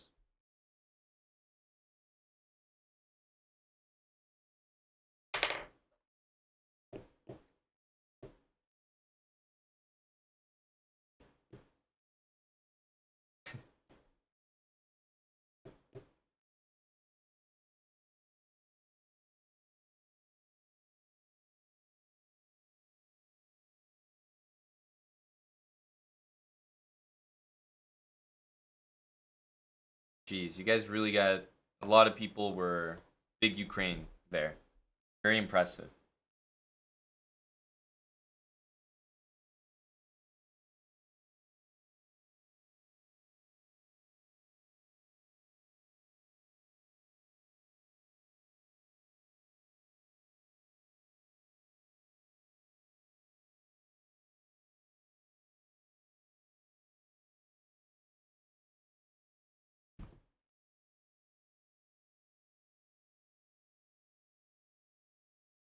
I feel like people might be guessing Mongolia here, but I don't think that'll be correct.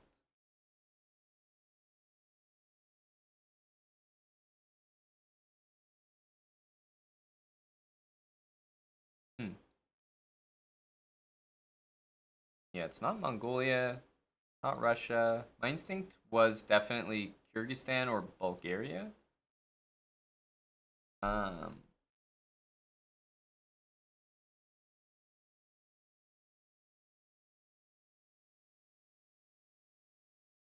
wow.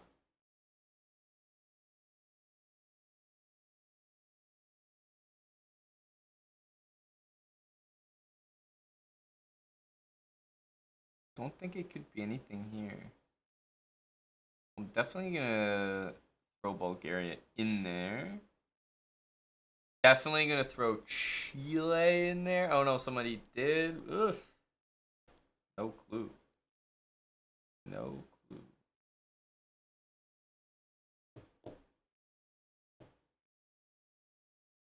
No clue.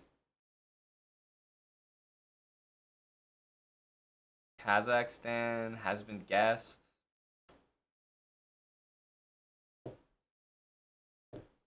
Wow. New Zealand. Who the hell could do that? New Zealand. I mean, good luck. Good luck.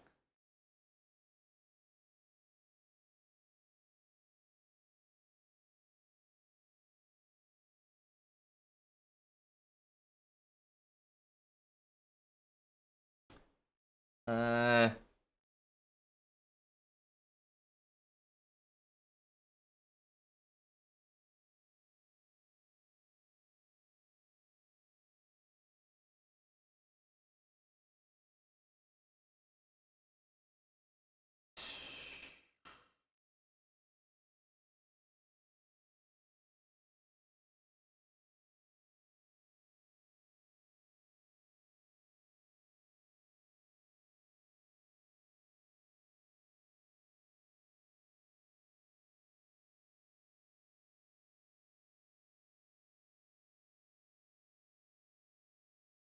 come on, Edgar. We know where we're at, Edgar.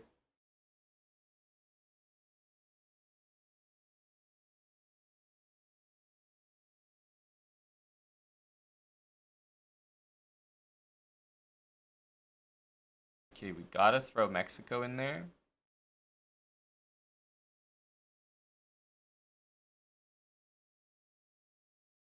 Just guesses. No clue, really. No clue. Far too tough. Bolivia. Man. What kind of bricks? Bolivia. Is that the technology? Bolivia bricks? I'm a Voyager now. Mm-hmm. All I really knew was I saw some short people, so I guess Peru. And I threw in Mexico just in case. Someone guessed Colombia or would have guessed it. I didn't think it was Chile or Argentina. But then I had no clue other than that.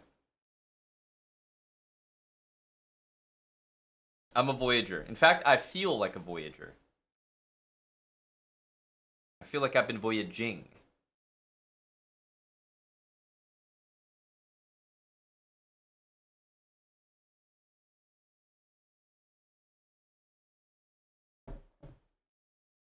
Call me with some technology. Soviet vibes in South America is Peru, Paraguay, or Bolivia. I'm not even sure if Paraguay is in the game.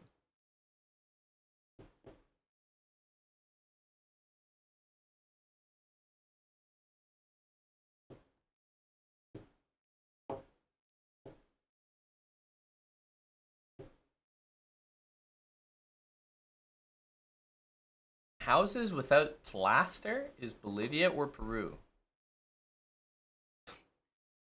What?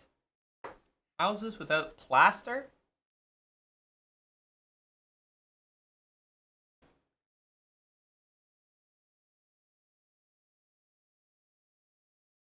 Guillermo Esteban.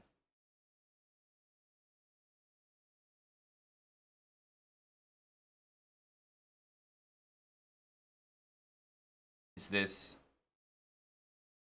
No, but I would never get this without that. uh.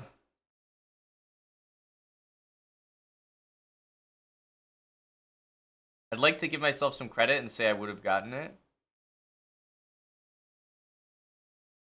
But no. Wouldn't rate my chances high.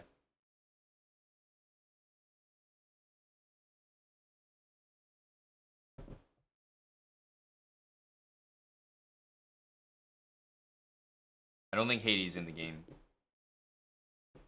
Where is it? I already exited the map, unfortunately.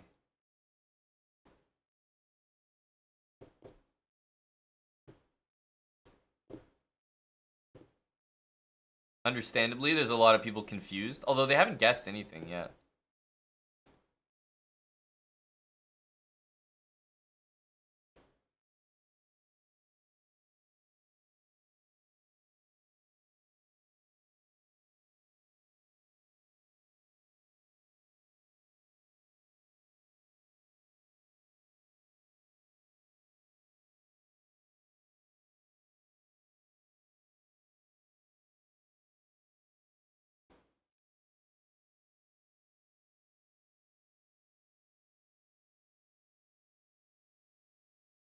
Is this the Nederlands? It's feeling a bit Dutch. Is that a flag? No, it's not.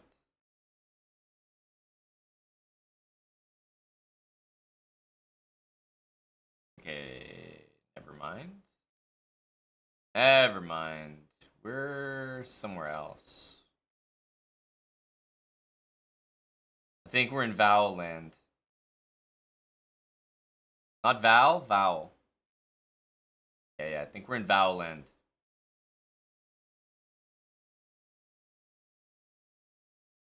Indeed.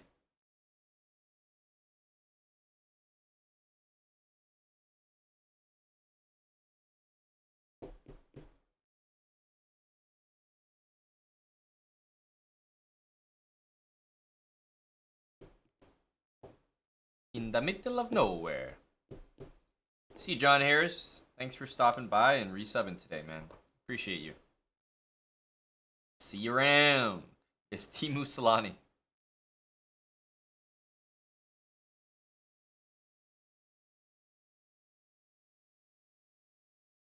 Furware?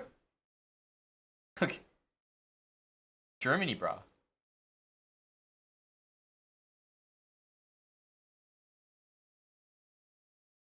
Always Germany if it's in the country, always Austria if it's in the city.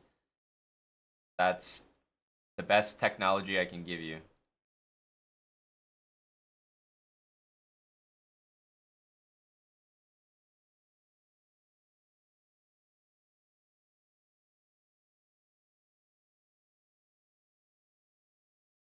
Switzerland, no? A little bit too nice. Grass was a little too green.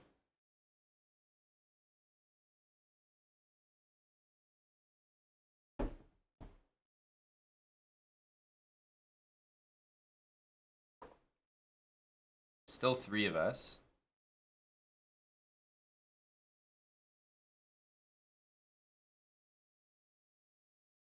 Yeah, this is it's gonna be a strikeout, I think, here. No clue.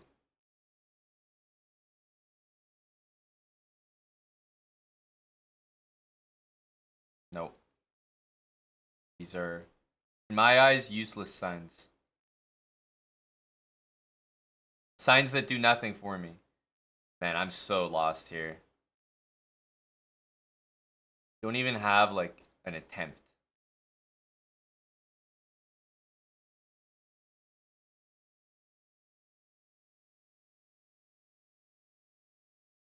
Ooh, that was a key. That was a key billboard.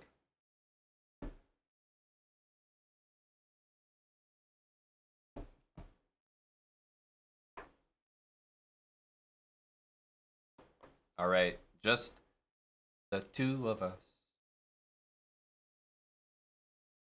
Maybe Turkey again, no? No.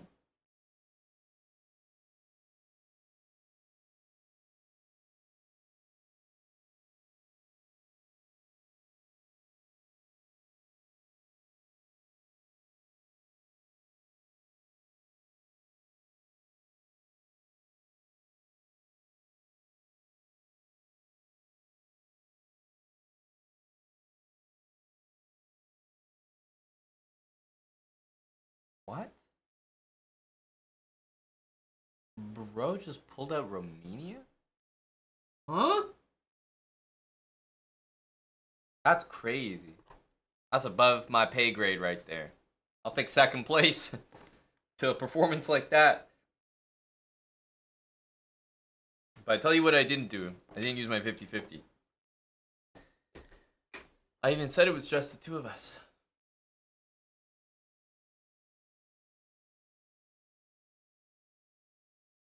Damn. That's unfortunate.